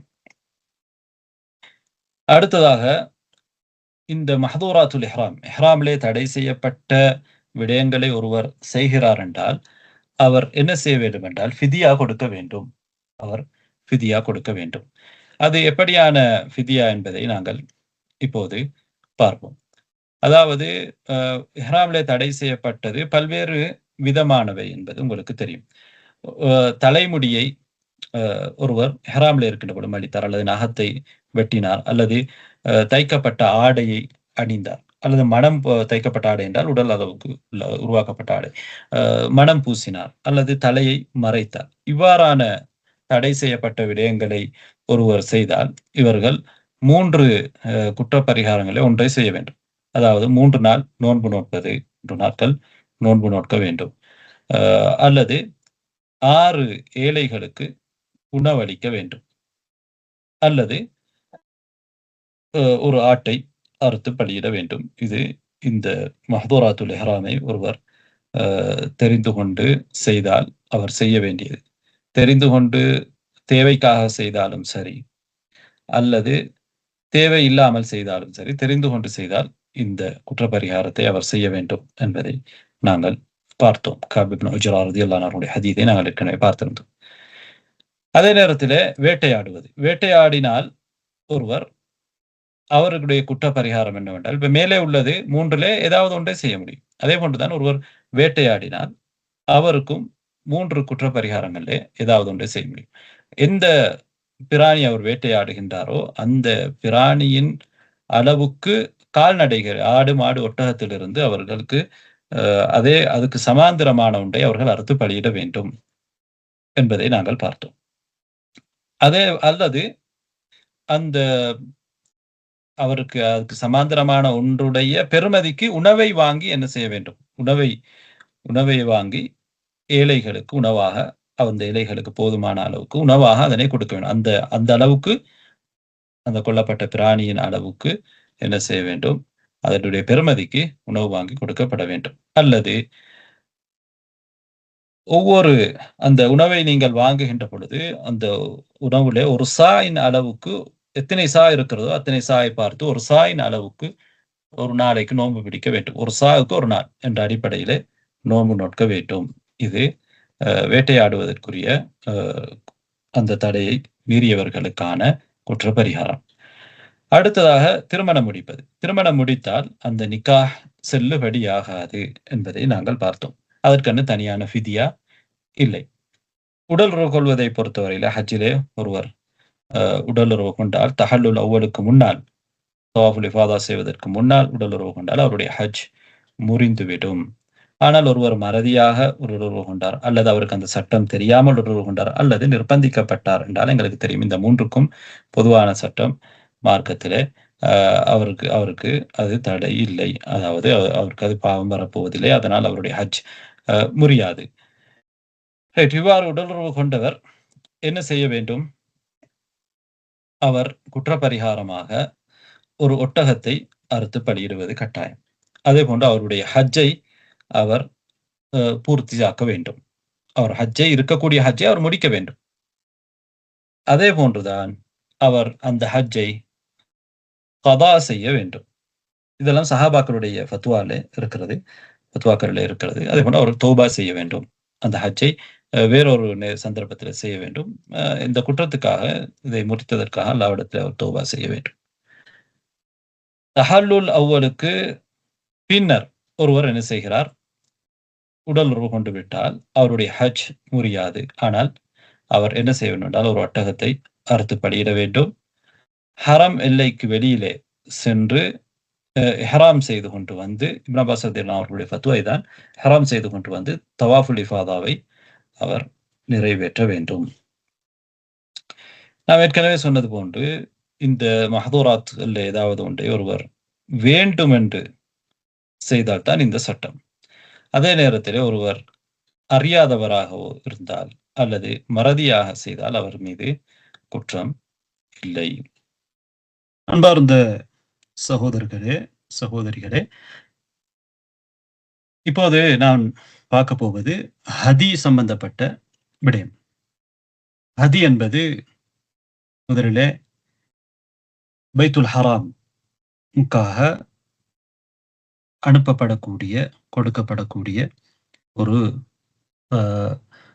பிராணி. அது ஆடு, மாடு, ஒட்டகம், இந்த மூன்றிலும் தான் ஹதி கொடுக்கப்படுகிறது. அல்லாஹு தாலாவை நெருங்குவதற்காக, வணக்கம் நோக்கமாக.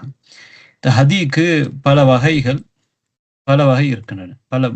4 வகையான ஹதிகள் இருக்கின்றன. அதில் ஒன்று ஹதி தமத்து. நாங்கள் ஏற்கனவே பார்த்தோம். தமத்து முறையிலே ஹஜ் செய்யக்கூடியவர்கள் ஹதி கொடுக்க வேண்டும். அவர்கள் மஸ்ஜிதுல் ஹராமுக்கு சூழால் வசிப்பவர்களாக இல்லாமல் இருந்தால் அவர்கள் ஹதி கொடுக்க வேண்டும். இந்த ஹதிக்கு வந்து தம் என்றால் இரத்தம். அடிப்படையிலே இந்த ஹதிக்கு, அங்கே கொடுக்கப்படக்கூடிய ஹதிக்கு தம் என்றும் சொல்வார்கள். பிராணிக்கு என்றால் இரத்தம் ஊட்டப்படுவதனால். தமு நுஸ்க் லா ஜுபரான். அது ஒரு குறையை அடைப்பதற்கான ஒரு தம் அல்ல, ஒரு ஹதி அல்ல. அது உண்மையிலே அல்லாஹு தாலா ஹஜ்ஜையும் உம்ராவையும் ஒரு பயணத்திலே செய்வதற்கு வாய்ப்பளித்ததற்கான ஒரு ஷுக்ர். ஜுப்ரான் அல்ல, ஷுக்ரன் தான் அதுக்கு நாங்கள் சொல்ல வேண்டும். இதில் அது ஒரு தம் நுஸ்க், ஒரு வணக்க ரீதியான ஒரு தம். அந்த வணக்கத்துக்காக அப்படித்தான் ஒரு பிராணி அறுத்து பலியிடப்பட வேண்டும். ஒருவரிடத்திலே ஹதி இல்லை என்றால், அல்ல அதற்குரிய பெருமானம், அவரிடத்திலே பணம், அதை பெற்றுக்கொள்வதற்கான எதுவும் அவரிடத்திலே இல்லை என்றால், அவர் 3 நாட்கள் ஹஜ்ஜிலே நோன்பு நோட்பார். அந்த 3 நாட்கள் என்பது அரஃபாவுடைய நாட்களுக்கு முன்னால் நோட்கலாம். அல்லது அவர் ஐயாமு தஷ்ரீக்கில் கூட நோட்பதற்கு மார்க்கத்திலே அனுமதி கொடுக்கப்பட்டிருப்பதை நாங்கள் பார்த்தோம். ஊருக்கு திரும்பி வந்ததற்கு பிறகு அவர் 7 நாட்கள் நோன்பு நோட்க வேண்டும். ஹதியு தமத்துவிலிருந்து என்ன செய்யலாம்? ஹஜ், அந்த ஹஜ்ஜை, இந்த தமத்துவை கொடுக்கக்கூடியவர், தமத்து ஹஜ்ஜை செய்து அந்த ஹதியை கொடுக்கக்கூடியவர் அதில் வந்து சாப்பிடலாம். எப்போது இந்த ஹதியு தமத்துவ கொடுக்கப்படும் என்றால், யோமுன் நஹர், அதாவது அறுத்து பலியிடப்படுகிற அந்த 10வது நாள், தொழுகைக்கு, பெருநாள் தொழுகைக்கு பிறகுள்ள அந்த நேரம். அந்த நேரத்திலிருந்து 10வது நாளுக்குரிய அந்த நேரத்திலிருந்து ஐயாமு தஷ்ரீக் முடிகின்ற வரையில், அதாவது துஹையா கொடுக்கக்கூடிய அந்த நேரம், அந்த காலப்பகுதியிலே அவர் என்ன செய்யலாம் என்றால், அவருடைய ஹதியை அவர் கொடுக்கலாம். அதை மினாவிலே அறுப்பது சுன்னாவாக இருக்கிறது. ஹரம்ல எந்த இடத்திலே அறுத்தாலும் அது செல்லுபடியாகும் என்பதுதான் அறிஞர்கள் சொல்லியிருக்கிறார்கள். அடுத்ததாக 2வது வகை ஹதி, ஹதியுல் ஜுப்ரான். அதாவது குறைகள் வருகின்ற பொழுது அந்த குறைகளை நிவர்த்தி செய்வதற்காக கொடுக்கப்படக்கூடிய ஹதி. ஒரு வாஜிபை விட்டால் அதற்காக ஃபிதியா கொடுக்க வேண்டும். அல்லது ஒரு தடை செய்யப்பட்ட விடயத்தை ஒருவர் செய்கிறார், இஹ்ராமிலே தடை செய்யப்பட்ட விடயத்தை செய்தால் அதற்காக அவர் ஹதி கொடுக்க வேண்டும். அல்லது இஹ்சார், ஒருவர் தடுக்கப்படுகின்றார் ஹஜ்ஜுக்கு உம்ராவுக்கு செல்வதிலிருந்து, அப்போது அவர் அந்த ஹதி ஜுப்ரான் என்பதை கொடுக்க வேண்டும், ஒரு குறையை நிவர்த்தி செய்வதற்காக. இந்த வகையான ஹதியை பொறுத்தவரையிலே இதிலிருந்து சாப்பிடக்கூடாது என்று அறிஞர்கள் சொல்வார்கள். இது ஃபுகராக்கள், ஹரம்ல இருக்கக்கூடிய ஃபுகராக்களுக்கு, ஏழைகளுக்காக இது சதகாவாக கொடுக்கப்பட வேண்டும். இது எப்போது அறுக்கப்பட வேண்டும் என்றால், எப்போது அந்த குற்றம் நடக்கிறதோ அப்போதே என்ன செய்யப்பட வேண்டும், அது அறுக்கப்பட வேண்டும். அதாவது ஃபிதியத்துல் அதா. அதாவது ஒருவர் ஒரு குற்றம் என்றால் தடை செய்யப்பட்ட ஒன்றை செய்கிறார். அதாவது முடியை வலிக்கின்றார். அவருக்கு தேவைக்காக தலையிலே பேன் இருக்கிற முடியை வலிக்கின்றார். நோய்வாய்ப்பட்டிருக்கிறார், முடி வலிக்க தேவை இருக்கிறது. அல்லது தடை செய்யப்பட்ட ஒரு ஆடை அணிகின்றார். எப்போது அதை செய்கின்றாரோ அப்போது அது என்ன செய்யப்பட வேண்டும், அறுக்கப்பட வேண்டும். அதே போன்றுதான் ஒரு வாஜிபை விடுவதற்கான ஃபிதியாவும் அந்த நேரத்திலே அது அறுக்கப்பட வேண்டும். எங்கே அறுக்கப்பட வேண்டும் என்றால், ஒரு வாஜிபை விட்டால், அதே மாதிரி ஒரு தடை செய்யப்பட்ட ஒன்றை செய்தால் அது ஹரம்லே தான் என்ன செய்யப்பட வேண்டும், அறுக்கப்பட வேண்டும். ஹரம்லே தான் அறுக்கப்பட வேண்டும். அதே போன்று தடை செய்யப்படுகிறார் ஒரு ஹஜ் செய்வதற்கு, இஹ்சார் ஃபமஸ்தைஸர்தும் மினல் ஹதி என்று அல்லாஹ் குர்ஆனிலே சொல்கிறான் இல்லையா? அந்த ஹதியை பொறுத்தவரையிலே அது எந்த இடத்திலே நடக்கிறதோ அதுதான் அதற்குரிய நேரம்.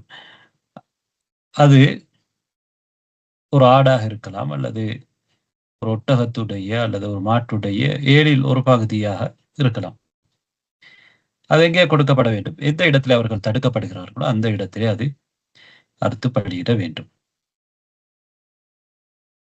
ஆனா நோன்பு நோட்பதை பொறுத்தவரையிலே ஒருவர் நோன்பு நோட்க நினைத்தால் என்ன செய்யலாம், இந்த குற்றங்களுக்காக நோன்பு நோட்கலாம். அந்த நோன்பை எங்கே நோட்க வேண்டும் என்றால் எந்த இடத்திலும் நோட்கலாம், எந்த இடத்திலும் நோற்றுக்கொள்ள முடியும்.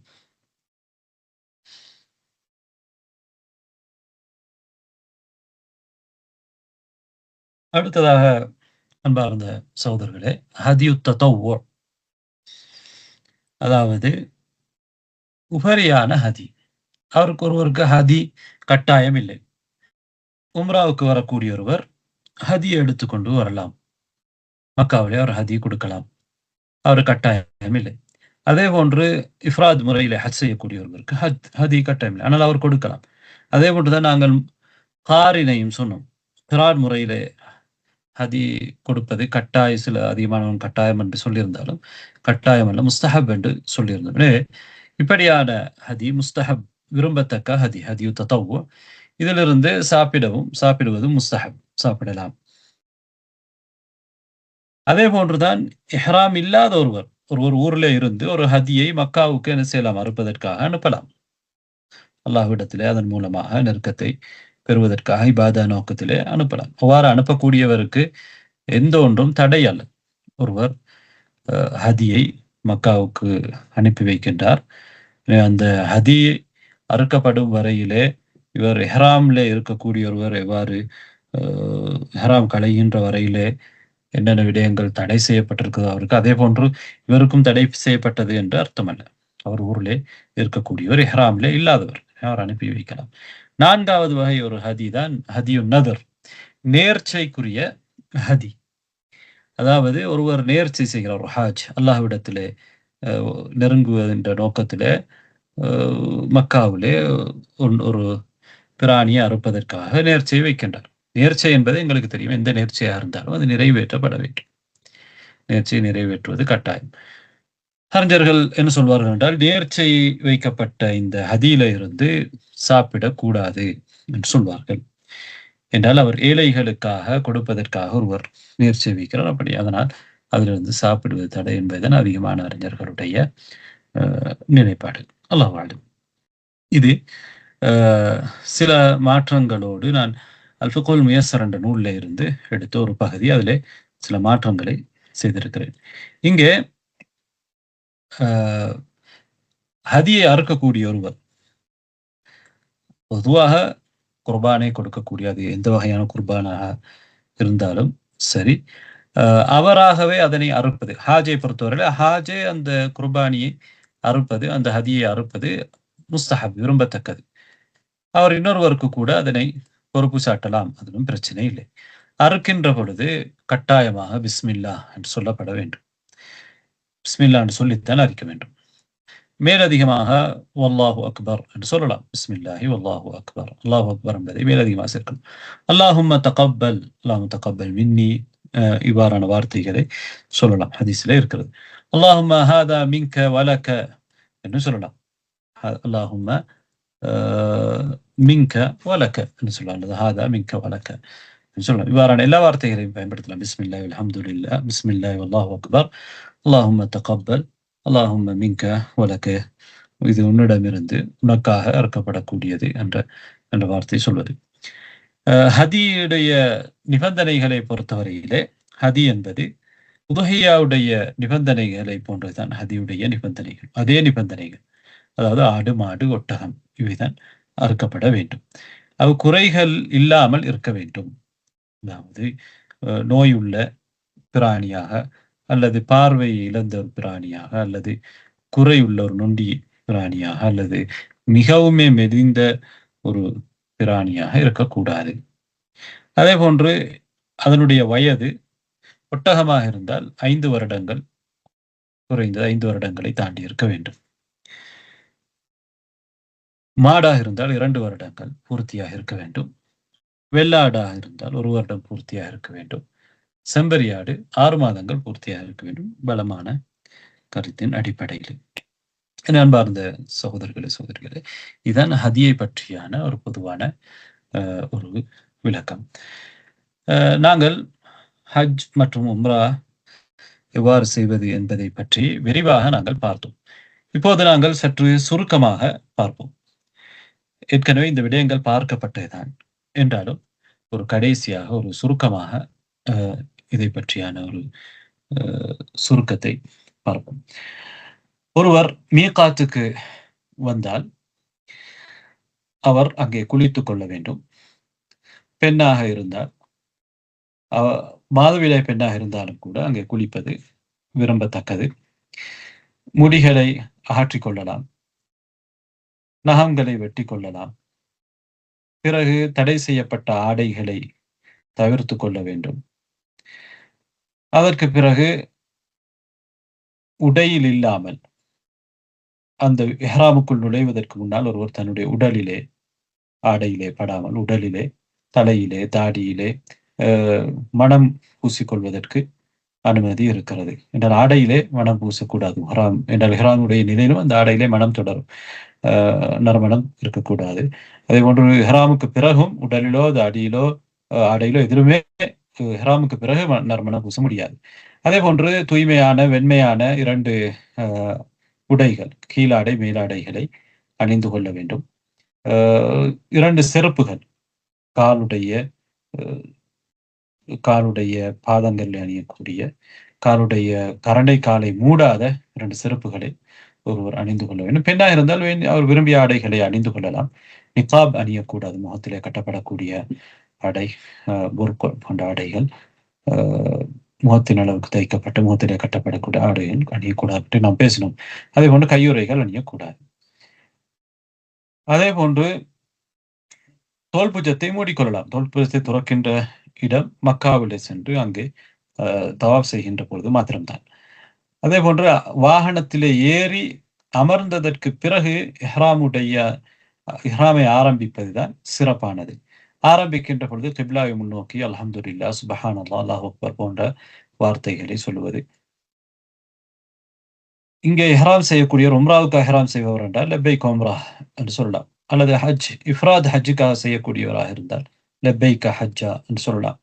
அல்லது கிரான் ஹஜ் செய்யக்கூடியவராக இருந்தால் அவர் லப்பைக்க ஹஜ்ஜதன், லப்பைக்க உம்ரதன் ஹஜ்ஜா என்று சொல்லிக்கொள்ளலாம். ஒருவருக்கு தனக்கு இந்த ஹஜ்ஜை அல்லது உம்ராவை நிறைவேற்ற முடியாமல் போய்விடும் நோய் காரணமாக அல்லது வழிப்பறிக்கொள்ள ஏதோ ஒரு காரணத்தினால் அவர் நிபந்தனை போட்டுக் கொள்ளலாம். அல்லாஹும்ம மஹில்லி ஹைது ஹபஸ்தனி, அல்லது இன் ஹபசனி ஹாபிசுன் ஃபமஹில்லி ஹைது ஹபஸ்தனி என்ற வார்த்தைகளை சொல்லி அவர் அவ்வாறு சொல்லிக்கொள்ளலாம். அதற்கு பிறகு தல்பியாவை அவர் ஆரம்பிப்பார். லப்பைக் அல்லாஹும்ம லப்பைக், லப்பைக் லா ஷரீக லக லப்பைக், இன்னல் ஹம்த வன்-நிஅமத லக வல் முல்க லா ஷரீக லக். பிறகு இந்த தல்பியாவை சத்தமிட்டு சொல்வது சிறந்து. இது ஹரம் செல்கின்ற வரையில், ஹரம் மட்டுமல்ல, அங்கே தவாஃபை ஆரம்பிக்கின்ற வரையிலே தல்பியாவை அவர் தொடர்ந்து சொல்லிக் கொண்டிருக்கலாம். அதுக்கு பிறகு இஹ்ராமுடைய நிலையிலே தடை செய்யப்படக்கூடிய எல்லாவற்றையும் அவர்கள் இந்த இஹ்ராமுக்கு பிறகு தவிர்த்து கொள்ள வேண்டும். திருமணம் பேசுவது, திருமணம் முடிப்பது, திருமணம் முடித்து வைப்பது, உடல் உறவு கொள்வது, அதற்கு உடல் உறவுகளுக்கு முன்னால் உள்ள முன்னேற்பாடுகள், அதே போன்று மோசமான வார்த்தைகளை பேசுவது, உடல் உறவு சம்பந்தமான வார்த்தைகளை பேசுவது, அடுத்ததாக வாக்குவாதத்திலே ஈடுபடுவது, மோசமான வார்த்தைகள் பேசுவது, தலைமுடியை வலிப்பது, நகம் வெட்டுவது, அதே போன்று வேட்டையாடுவது, அதற்கு ஒத்துழைப்பது என்று இவை அனைத்தும் தவிர்க்கப்பட வேண்டும். மக்காவுக்கு வந்து அவர் சேர்ந்தால் அங்கேயும் அவர் குளித்துக் கொள்வது முஸ்தஹப். அதுக்கு பிறகு பள்ளிவாசலுக்குள் போகின்ற பொழுது பள்ளிவாசலுக்குள்ளே போகக்கூடிய அந்த துஆக்களை ஓதிக்கொள்ளலாம். அல்லாஹ் அஃப்தஹ் லி அப்வாப ரஹ்மதிக், அதே போன்று அஊது பில்லாஹில் அஸீம் வபிஜ்ஹில் கரீம் வசுல்தானிஹில் கதீம் மினஷ் ஷைத்தானிர் ரஜீம் என்று ஓதிக்கொள்ளலாம். பிறகு தவாஃபை ஆரம்பிக்கின்ற பொழுது இத்திபா, வலது தோள்புயத்தை திறந்து இத்திபாவை கடைபிடிப்பது நல்லது. அவர் வுதுவோடு இருப்பது அவசியம் என்றால் தவாஃபுக்கு பிறகு தொழுகை இருக்கிறது. அதிகமானவர்கள் வுது கட்டாயமாக தவாஃபில் இருக்க வேண்டும் என்றும் சொல்கின்றார்கள். வுதுவோடு இருந்து கொள்ள வேண்டும். அதற்கு பிறகு ஹஜருல் அஸ்வதுக்கு சென்று அவர் அதனை முத்தமிடுவார். முடியாவிட்டால் கையால் தொட்டு கையை முத்தமிடுவார், அல்லது தடியால் தொட்டு தடியை முத்தமிடுவார். மற்றவர்களுக்கு அதிலே சிரமம் இல்லாவிட்டால் அல்லது எதுவும் முடியாவிட்டால் கையினால் சைக்கினை செய்து மட்டும் கையை முத்தமிடக்கூடாது, சைக்கினை மட்டும் செய்யலாம். இவ்வாறு ஒவ்வொரு சுற்றிலும் செய்வது விரும்பத்தக்கது. மற்றவர்களை நெரிசலுக்கு உள்ளாக்குவது, மற்றவர்களுக்கு இடைஞ்சல் கொடுப்பது, தொந்தரவு கொடுப்பதெல்லாம் கூடாது. மற்றவர்களையும் கவனித்துத்தான் அந்த உம்ராவிலே, தவாஃபிலே, ஹஜ்ஜிலே ஒருவர் ஈடுபட வேண்டும் என்றால் அது ஒரு வணக்கம். மற்றவர்களும் வணக்கம் தான் செய்கிறார்கள். ஒவ்வொரு சுற்றிலும் அந்த சுற்றை ஆரம்பிக்கின்ற பொழுது அல்லாஹ் அக்பர் என்று ஹஜருல் அஸ்வத் இடத்திலே இருந்து ஆரம்பிப்பார், அதுக்கு நேராக இருந்து ஆரம்பிப்பார். பிறகு ருக்குனுல் யமானி சுற்றி வருகின்ற பொழுது ஹஜருல் அஸ்வத்துக்கு முன்னால் இல்ல அந்த மூலையிலே ருக்குனுல் யமானியிலே அதனை தொட முடியுமாக இருந்தால் அவர் தொடுவார். ஆனால் தொட்டால் முத்தமிடுவதில்லை. தொட முடியாமல் போனால் ஒருவருக்கு அதற்கு அவர் சைக்கினை செய்வதும் கூடாது. அதே போன்று அல்லாஹ் அக்பர் என்று சொல்வதும் இல்லை. ருக்குனுல் யமானிக்கும் ஹஜருல் அஸ்வத்துக்கும் இடையிலே ஒரு துஆ ஒரு அறிவிப்பிலே வந்திருக்கிறது. பலரும் அதை பலப்படுத்தி இருக்கிறார்கள். ரப்பனா ஆத்தினா ஃபித் துன்யா ஹஸனத்தன் வஃபில் ஆখিরাতি ஹஸனத்தன் வகினா அஸாபன்னார் என்று நபி அவர்கள் ஓதியதாக வந்திருக்கிறது. பொதுவாக தவாஃபிலே எந்த ஒரு துஆவையும் எந்த ஒரு திக்ரையும் ஓதலாம், குர்ஆனுடைய வசனங்களையும் ஓதலாம். குறிப்பாக ஒரு தவாஃபுக்கு எந்த ஒரு திக்ரும் எந்த ஒரு துஆவும் இல்லை. அதே போன்று முதல் 3 சுற்றுக்களையும் விரைவாக சுற்றுவதன் மூலமாக ரமல் செய்வது முஸ்தஹப்பாக விரும்பத்தக்கதாக இருக்கிறது. ஏனைய 4 சுற்றுக்களையும் சாதாரணமாக நடப்பது. அதே போன்றுதான் வாகனத்தில் ஏறி அல்லது ஒரு வீல் சேர்ல கூட தவாஃப் செய்வதற்கு முடியும். அதே போன்ற ஹிஜ்ர் என்ற அந்த அரைவட்டமா போன்று இருக்கக்கூடிய காபாவோடு சேர்ந்து இருக்கக்கூடிய பகுதிக்கும் காபாவுக்கும் இடையால் தவாஃப் செய்யக்கூடாது. அதை சுற்றித்தான் வர வேண்டும் என்றால் அதுவும் காபாவுடைய ஒரு பகுதி. அதற்கு இடையிலே போனால் தவாஃப் செய்ததாக ஆகாது. பிறகு 7 சுற்றுகளை முடித்ததற்கு பிறகு தன்னுடைய தோல் புஜத்தை மூடிக்கொண்டு மகாம் இப்ராஹிமை நோக்கி சென்று அந்த இடத்திலே வத்தஹிது மகாம் இப்ராஹிம் முஸல்லா என்று நபி அவர்கள் சென்றிருக்கிறார்கள். அதற்கு பின்னால் 2 ரக்காக்கள் தவாஃபுடைய தொழுகை 2 ரக்காக்கள் தொழ வேண்டும். அதிலே சூரத்துல் காஃபிரூனும் சூரத்துல் இஹ்லாஸ் ஃபாத்திஹா சூராவுக்கு பிறகு 2 ரக்காத்துகளும் இந்த சூறாக்களை முதலாவது ரக்காத்திலே காஃபிரூன், 2வது ரக்காத்திலே இஹ்லாஸ் இதனை ஓத வேண்டும். மகாம் இப்ராஹிம் இடத்திலே ஒருவருக்கு தொழ முடியாமல் போனால் சர நெரிசல் காரணமாக அதுக்கு நேரே பள்ளிவாசல்ல தொழலாம், அல்லது பள்ளிவாசல்ல எங்கேயும் சென்று தொழலாம். அதற்கு பிறகு ஜம்சம் நீரை அருந்தலாம். ஜம்சம் நீரை தவாஃப் செய்து அந்த தொழுகையை முடித்ததற்கு பிறகு அரைத்துவிட்டு மீண்டும் ஹஜருல் அஸ்வத் இடத்திலே வந்து முடியுமாக இருந்தால் ஹஜருல் அஸ்வதை தொடலாம். பிறகு சஃபாவை நோக்கி சென்று இப்போது தவாஃப் முடிந்து விட்டது.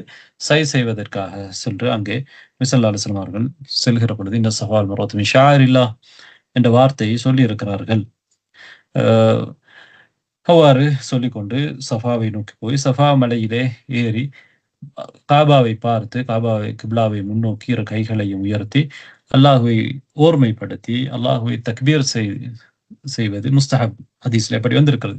அல்லாஹ்வை ஓர்மைப்படுத்துவது என்று லா இலாஹ இல்லல்லாஹ், தக்பீர் என்பது அல்லாஹ் அக்பர் இந்த வார்த்தையை சொல்லலாம். பிறகு லா இலாஹ இல்லல்லாஹ் வஹ்தஹு லா ஷரீக லஹு லஹுல் முல்கு வலஹுல் ஹம்து வஹுவ அலா குல்லி ஷைஇன் கதீர் லா இலாஹ இல்லல்லாஹ் வஹ்தஹு அன்ஜஸ வஅதஹு வ நஸர அப்தஹு வ ஹஸமல் அஹ்ஸாப வஹ்தஹு என்று நபி ஸல்லல்லாஹு அலைஹி வஸல்லம் அவர்கள் ஓதி இருக்கிறார்கள்.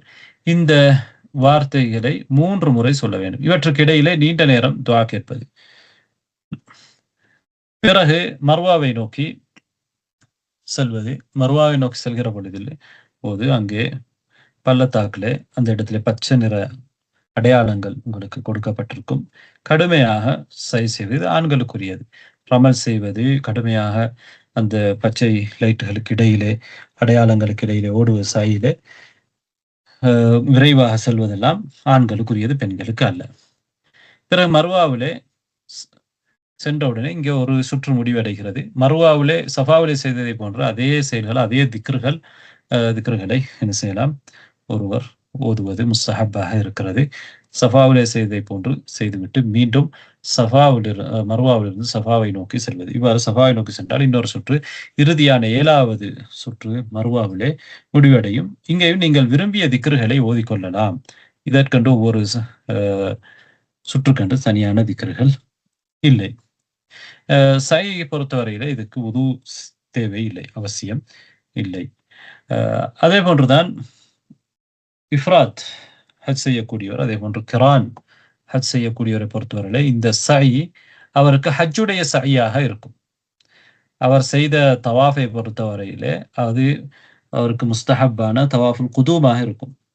அவர்கள் இந்த சைக்கு பிறகு தஹல்லுலாக முடியாது, முடியை வெட்ட முடியாது என்றால் கிரான் முறையிலே, இஃப்ராத் முறையிலே ஹஜ் செய்யக்கூடியவர்கள் அவர்களுடைய இஹ்ராமிலே தொடர்ந்து இருப்பார்கள். ஆனால் தமத்துவ முறையிலே ஹஜ் செய்யக்கூடியவர்களுக்கு இது உம்ராவுடைய சாயாக இருக்கிறது. ஹஜ்ஜுடைய சாயல், அவர்கள் ஹஜ்ஜுடைய சாய் பிறகு செய்ய வேண்டும். உம்ராவுக்கென்று தனியான எந்த ஒரு தொழுகையும் கிடையாது. உம்ராவுக்கென்று தனியான தொழுகை, சிலர் உம்ராவை சாய் முடித்து விட்டு தொழுவார்கள், அல்லது உம்ராவை முடித்து விட்டு தொழுவார். அப்படியாக எந்த தொழுகையும் உம்ராவுக்கென்று கிடையாது. இதற்கு பிறகு தமத்துவ முறையிலே ஹஜ் செய்ய விரும்பக்கூடிய ஒருவர் என்ன செய்ய வேண்டும், அவருடைய முடியை குறைத்துக் கொள்ள வேண்டும். அங்கே உம்ராவுக்கு மாத்திரம் வரக்கூடிய ஒருவர் அதுக்கு பின்னால் ஹஜ் செய்வதால் அல்ல என்றால் அவர் முடியை மொத்தமாக மலித்துக் கொள்வதுதான் மிகச் சிறந்தது. நபி அவர்கள் அப்படியானவர்கள் 3 முறை துஆ கேட்டிருக்கிறார்கள். இல்லை, அதற்கு பிறகு ஹஜ்ஜுக்கு பிறகு முடியை மலிக்க வேண்டி இருக்கிறது என்றால் தமத்துவ முறையில் ஹஜ் செய்பவராக இருந்தால், அது பின்னால் உம்ராவுக்கு பிறகு ஹஜ்ஜும் செய்பவராக இருந்தால் அவர் அந்த முடியை குறைத்துக் கொள்வார். பிறகு தனக்கு தடை செய்யப்பட்டிருந்த ஆடைகள் இப்போது அனுமதிக்கப்படுகிறது, அணிந்து கொள்ளலாம். அவருக்கு இஹ்ராமுக்கு முன்னால் எதெல்லாம் அனுமதிக்கப்பட்டிருந்ததோ அதெல்லாம் இப்போதும் அனுமதி. இஹ்ராமிலே தடை செய்யப்பட்ட விடயங்கள், ஹராமாக்கப்பட்ட விடயங்கள் இப்போது அவருக்கு அனுமதிக்கப்படும். இவ்வாறு 8வது நாளிலே, துல்ஹிஜ்ஜா மாதத்துடைய 8வது நாளையிலே தமத்துவ முறையிலே ஹஜ் செய்யக்கூடியவர் அவர் இருக்கக்கூடிய இடத்திலே இருந்து ஹஜ்ஜுக்கான இஹ்ராமை ஆரம்பிப்பார். அவரும் தான் ஏனைய இஹ்ராமிலே இருக்கக்கூடிய இஃப்ராத் கிரான் முறையில ஹஜ் செய்யக்கூடியவர்கள் எல்லாம் என்ன செய்வார்கள், அவர்கள்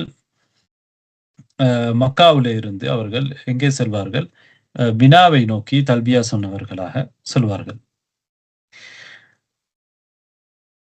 அதே போலதான் மக்காவிலே இருந்து இஹ்ராமை ஆரம்பிக்கக்கூடியவர்கள் அவர்களும் 8வது நாளையிலே அவர்களுடைய இஹ்ராமை ஆரம்பிப்பது முஸ்தஹப்பாக இருக்கிறது.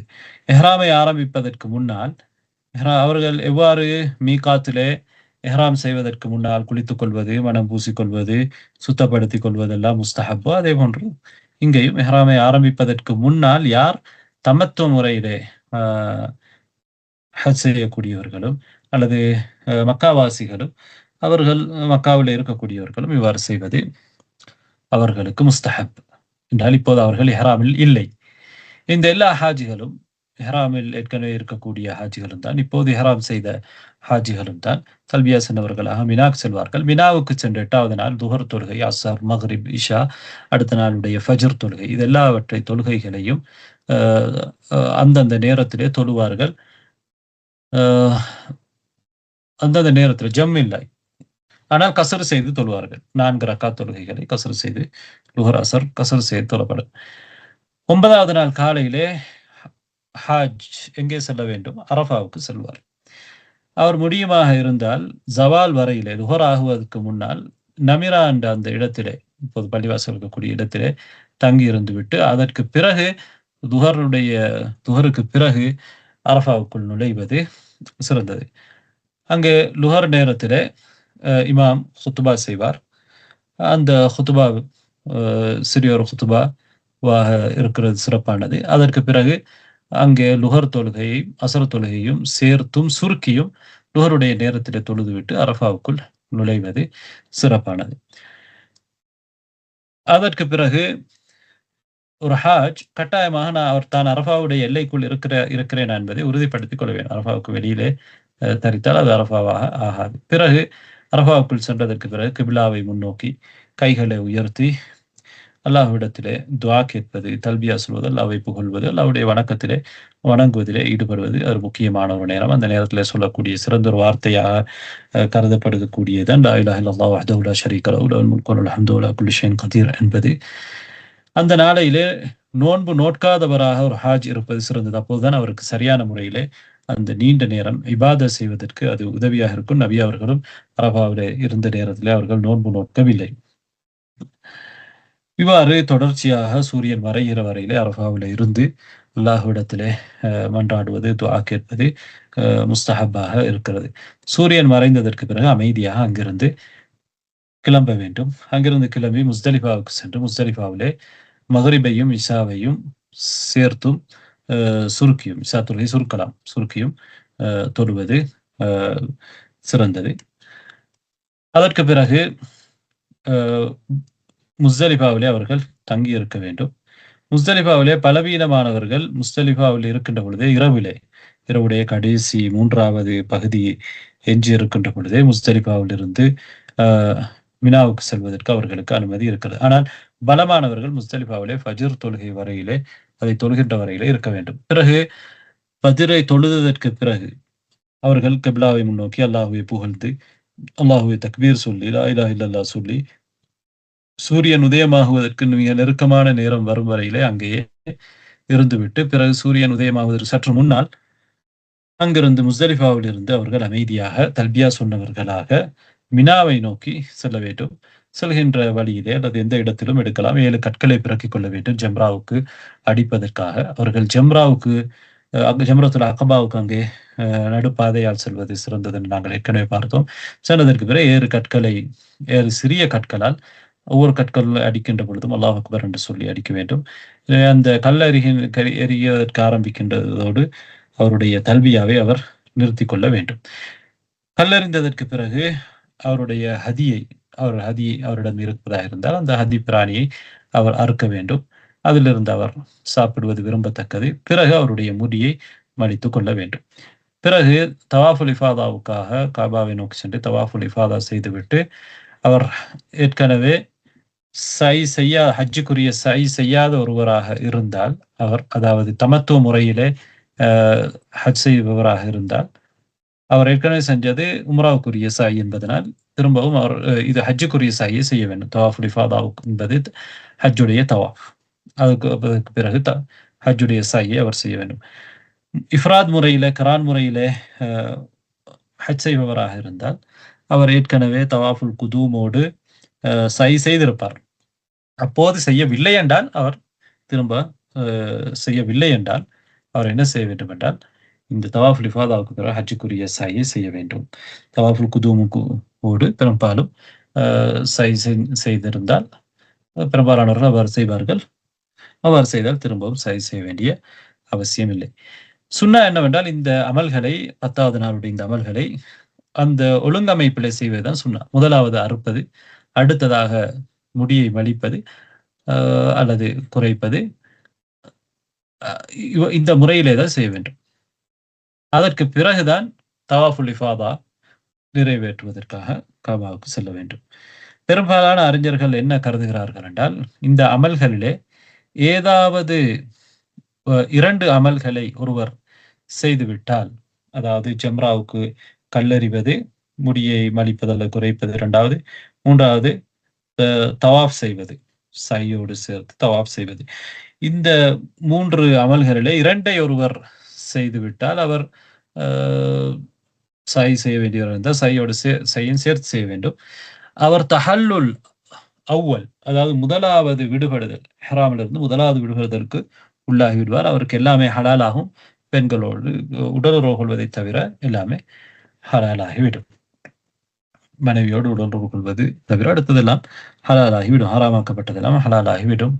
இஹ்ராமிலே இஹ்ராமை களைந்தவர் ஆவார். இந்த 3 அமல்களில் 2ஐ செய்தார். இது அதிகமானவர்களுடைய நிலைப்பாடு. என்றாலும் ஜம்ராவுக்கு கல்லெறிந்தாலே அவர்கள் தஹல்லுல் அவ்வல் ஆகிவிட முடியும் என்பது ஒரு பலமான ஆதாரங்களின் அடிப்படையிலே பலமான கருத்தாக தெரிகிறது. என்றாலும் 2ஐ செய்வது கருத்து வேறுபாட்டிலிருந்து வெளியே செல்வதாகவும் பேணுதலுக்கான ஒரு நடவடிக்கையாகவும் இருக்கிறது. எனவே 2ஐ செய்தால் அவர் தஹல்லுல் அவ்வல்லே இஹ்ராமிலிருந்து அவர் விடுபடுகிறார். அவர் ஆடைகளை அணிந்து கொள்ளலாம், மனம் பூசிக்கொள்ளலாம், எல்லாம் செய்யலாம்.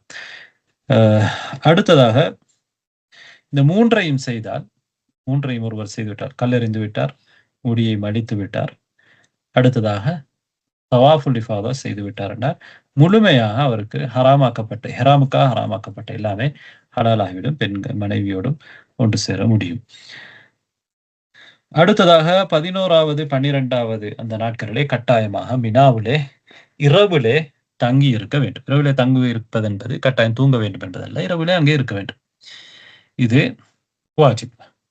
அதே போன்றுதான் 11, 12 அந்த நாட்களிலே ஜம்ராக்களுக்கு கல்லறிய வேண்டும். 11வது நாளிலே 12வது நாளிலும் 13ஆம் நாள் இருந்தால் அவர் அந்த நாளிலும் அவர் ஜம்ராக்களுக்கு கல்லறிய வேண்டும்.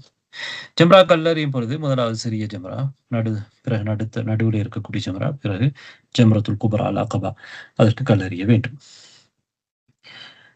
11, 12 நாட்களிலே எந்த நேரத்திலே இந்த கல்லறிய வேண்டும் என்றால் ஜவாலுக்கு பிறகு, துஹருடைய நேரத்துக்கு பிறகு, அடுத்த நாள் ஃபஜ்ர் உதயமாகும் வரையிலே அவருக்கு அந்த நேரம் இருக்கிறது.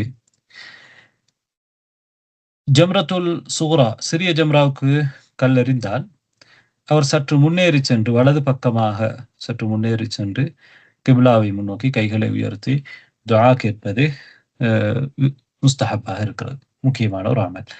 அதே போன்று அடுத்ததாக ஜம்ரத்துல் உஸ்தா நடுவில் இருக்கக்கூடிய ஜம்ராவுக்கு கல்லெறிந்தால் அவரும் சற்று முன்னேறி சென்று சற்று இடது பக்கமாக சென்று கிப்லாவை முன்னோக்கி கைகளை உயர்த்தி அல்லாஹ்விடத்திலே துஆ செய்வது, நீண்ட நேரம் துஆ செய்வது விரும்பத்தக்கது.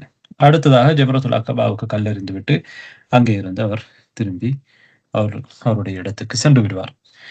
அங்கு 3வது ஜம்ராவுக்கு கல்லெறிந்ததற்கு பிறகு அங்கே துஆ கேட்பது சுன்னத்தாக முஸ்தஹப்பாக இல்லை, வரவில்லை. ஒருவர் 2 நாட்களிலே திரும்பி வருவராக இருந்தால், அதாவது 12வது நாளோடு திரும்பி வருவதாக இருந்தால், மினாவில் இருந்து அவர் சூரியன் மறைவதற்கு முன்னால் அங்கிருந்து வெளியேறி விட வேண்டும். அவராகவே விரும்பி சூரியன் மறைகின்ற வரையிலே மினாவிலே இருந்தால், அவர் நிர்பந்திக்கப்பட்டால் வேறு. ஆனால் அவராகவே தேர்ந்தெடுத்து மினாவிலே சூரியன் மறைகின்ற வரையிலே 12வது நாள் இருக்கிறார் என்றால் அவர் 13வது இரவும் அங்கே தங்க வேண்டும். அடுத்த நாள் கல்லெறிந்து விட்டு தான் அங்கிருந்து அவர் செல்ல வேண்டும். அதே போன்று யாராவது மக்காவில் இருந்த ஹாஜிகள் மக்காவில் இருந்து அவர்கள் வெளியே செல்வதற்கு, ஊருக்கு செல்வதற்கு அல்லது வேறொரு ஊருக்கு செல்வதற்கு அவர் விரும்பினால் அவர் தவாஃபுல் வதா, இறுதி தவாஃபுல் வதா பிரியா விடை தவாஃப் செய்ய வேண்டும். சிலர் தவாஃபுல் வதாவையும் தவாஃபுல் இஃபாதாவையும் சேர்த்து தவாஃபுல் இஃபாதை 10வது நாள் செய்யாமல் பிற்படுத்தி செய்வார்கள், பிரச்சனை இல்லை, சன நெரிசலின் காரணமாக. ஆனால் தவாஃபுல் வதா ஒருவர் செய்துவிட்டு தான் போக வேண்டும். தவாஃபுல் இஃபாதா ஏற்கனவே செய்திருந்தால் இதுதான் முறை. பிறகு போகின்ற பொழுது மக்காவில் இருந்து செல்கின்ற பொழுது தவாஃபுல் வதா செய்ய வேண்டும். என்றால் கடைசியாக அவர் தவாஃப் செய்தவராக அவருடைய தொடர்பு காபாவோடு இருக்க வேண்டும். தவாஃபுல் வதாவை பொறுத்தவரையிலே அது மாதவிடாய் உள்ள பெண்கள், அதே போன்று பிரசவத்து இரத்தம் ஏற்பட்டிருக்கக்கூடிய பெண்களுக்கு அது கடமை. இதான் சுருக்கமாக ஹஜ். இதனுடைய சில முக்கியமான விவரங்களை நாங்கள் ஏற்கனவே விளக்கங்களிலே கடந்த பாடங்களிலே பார்த்திருக்கிறோம். எல்லாம் வல்ல அல்லாஹ் ரப்புல் ஆலமீன் இந்த வகுப்புகளை பயனுள்ளதாக ஆக்கி அருள வேண்டும். இதற்குரிய நன்மையை எனக்கும் இதை கேட்கின்ற உங்களுக்கும் தர வேண்டும். அனைவரும் இதனால் பயனடைய வேண்டும். வ ஆகிரு தஅவானா அனில் ஹம்துலில்லாஹி ரப்பில் ஆலமீன்.